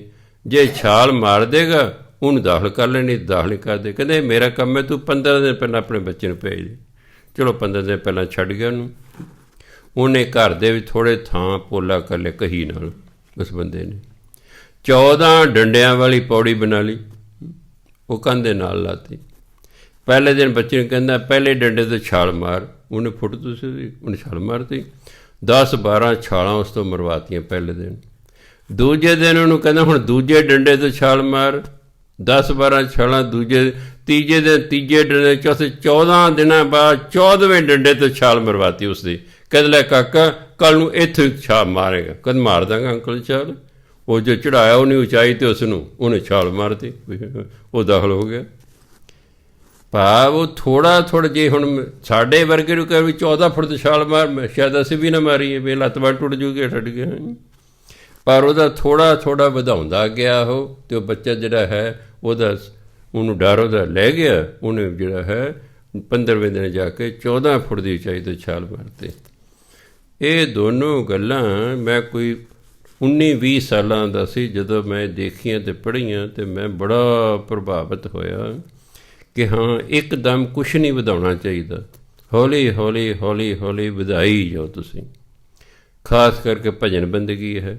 ਮੰਨ ਲਓ ਤੁਸੀਂ ਉੱਠਦੇ ਹੋ 6 ਵਜੇ, ਕਿਸੇ ਮਹਾਂਪੁਰਖਾਂ ਨੇ ਸੁਣ ਲਿਆ 4 ਵਜੇ ਉੱਠਣਾ ਚਾਹੀਦਾ, 6 ਵਜੇ ਉੱਠਣ ਦੀ ਆਦਤ ਉੱਠ ਪਈ 4 ਵਜੇ, ਕੁਦਰਤੀ ਗੱਲ ਝਪਕੀਆਂ ਤੇ ਆਉਣਗੀਆਂ, ਉਹ ਕੋਈ ਸਵਾਦ ਤਾਂ ਆਇਆ ਨਾ। ਫਿਰ ਇਹ ਕਿਹਾ ਭਾਈ ਤੁਸੀਂ ਕੱਲ੍ਹ ਤੋਂ ਨਾ 5:45 ਵਜੇ ਉੱਠਣਾ, 15 ਦਿਨ 5:45 ਵਜੇ ਉੱਠੋ। ਜੋ 5:45 ਵਜੇ ਉੱਠਣ ਦੀ ਆਦਤ ਪੈ ਜੇ, ਫਿਰ ਬਈ ਹੁਣ 5:30 ਵਜੇ ਉੱਠਣਾ ਸ਼ੁਰੂ ਕਰੋ। ਮਹੀਨਾ 2 ਮਹੀਨੇ 5:30 ਵਜੇ ਉੱਠੋ, ਫਿਰ ਵੀ ਹੁਣ 5:15 ਵਜੇ ਉੱਠਣਾ। 2-3 ਮਹੀਨੇ 5:15 ਵਜੇ ਉੱਠੋ, ਫਿਰ 5 ਵਜੇ ਉੱਠਣਾ। ਐਂ ਸਮਾਂ ਕਰੀ ਜੇ 15-15 ਮਿੰਟ ਘਟਾ ਕੇ ਹੌਲੀ 5-6 ਮਹੀਨੇ ਬਾਅਦ 4 ਵਜੇ 'ਤੇ ਆ ਜਾਓ, ਫਿਰ ਮਹਿਸੂਸ ਨਹੀਂ ਹੋਵੇਗਾ। ਇਸੇ ਤਰ੍ਹਾਂ ਹੀ ਜਿਹੜੀ ਵੀ ਚੀਜ਼ ਕੋਈ ਪਾਸਾ ਵਧਾਉਣਾ ਆਪਾਂ ਨੇ, ਉਹਨੂੰ ਹੌਲੀ ਵਧਾਈ ਜਾਓ, ਉਹ ਮਹਿਸੂਸ ਨਹੀਂ ਹੋਵੇਗਾ। ਅਤੇ ਜੇ ਇੱਕਦਮ ਹੀ ਸੁਣ ਲਿਆ ਹਾਂ ਜੀ ਦਿਨ ਰਾਤ ਕੂਕਣਾ ਚਾਹੀਦਾ, ਉਹ ਨਹੀਂ ਤੁਸੀਂ ਕੂਕ ਸਕੋਗੇ ਦਿਨ ਰਾਤ। ਹੌਲੀ ਵਧਾਉਣਾ। ਇਹ ਤਾਂ ਸਾਡਾ ਟਾਰਗੇਟ ਹੈ ਵੀ ਤੁਸੀਂ ਇੱਥੇ ਪਹੁੰਚਣਾ। ਟਾਰਗੇਟ ਨਿਸ਼ਾਨਾ ਤਾਂ ਜ਼ਿੰਦਗੀ 'ਚ ਹੁੰਦੀ ਹੈ, ਅਸੀਂ ਪਹੁੰਚਣਾ ਕਿੱਥੇ ਹੈ। ਹਰ ਟਾਰਗੇਟ ਤੋਂ ਬਿਨਾਂ ਨਹੀਂ ਗੱਲ ਬਣਦੀ। ਅੱਜ ਤੁਸੀਂ ਨੌਕਰੀ ਕਰਦੇ ਹੋ, ਜਿਹੜਾ ਹੈ ਤੁਹਾਨੂੰ ਟਾਰਗੇਟ ਦੇ ਦਿੰਦੇ ਵੀ ਬੈਂਕ ਵਾਲੇ ਖਾਸ ਕਰਕੇ ਇੰਨੀ ਡਿਪੋਜ਼ਿਟ ਹੋਣੀ ਚਾਹੀਦੀ ਸਾਲ 'ਚ, ਨਹੀਂ ਤਾਂ ਫਿਰ ਦੇਖ ਲਓ ਤੁਹਾਨੂੰ ਤਰੱਕੀ ਕੋਈ ਨਹੀਂ ਮਿਲਣੀ। ਇਸ ਤਰ੍ਹਾਂ ਆਪਣੀ ਜ਼ਿੰਦਗੀ ਦਾ ਟਾਰਗੇਟ ਹੋਣਾ ਚਾਹੀਦਾ ਹੈ ਕਿ ਮੈਂ ਆਪਣੀ ਜ਼ਿੰਦਗੀ 'ਚ ਕੀ ਬਣਨਾ, ਅਤੇ ਉਹਦੇ ਲਈ ਫਿਰ ਆਪਣਾ ਯਤਨ ਕਰਦੇ ਰਹੋ, ਯਤਨ ਵਧਾਉਂਦੇ ਰਹੋ। ਅਖੀਰ ਨੂੰ ਅਸੀਂ ਆਪਣੀ ਮੰਜ਼ਿਲ 'ਤੇ ਪਹੁੰਚ ਜਾਵਾਂਗੇ। ਤਾਂ ਕਹਿੰਦੇ ਨੇ ਕਬੀਰ ਕੇਸ਼ੋ ਕੂਕੀਏ ਨਾ ਸੋਈਏ ਆਸਾਰ, ਰਾਤ ਦਿਵਸ ਕੇ ਕੂਕਨੇ ਕਬੂ ਕੇ ਸੁਣੇ ਪੁਕਾਰ। ਕਰ ਦਿਨ ਰਾਤ ਪਰਮਾਤਮਾ ਨੂੰ ਯਾਦ ਕਰਦੇ ਰਹੋ, ਕਦੇ ਤਾਂ ਸੁਣੇਗਾ ਨਹੀਂ। ਇਸ ਲਈ ਅਸੀਂ ਲੱਗੇ ਰਹਿਣਾ। ਵਾਹਿਗੁਰੂ ਜੀ ਕਾ ਖਾਲਸਾ, ਵਾਹਿਗੁਰੂ ਜੀ ਕੀ ਫਤਿਹ।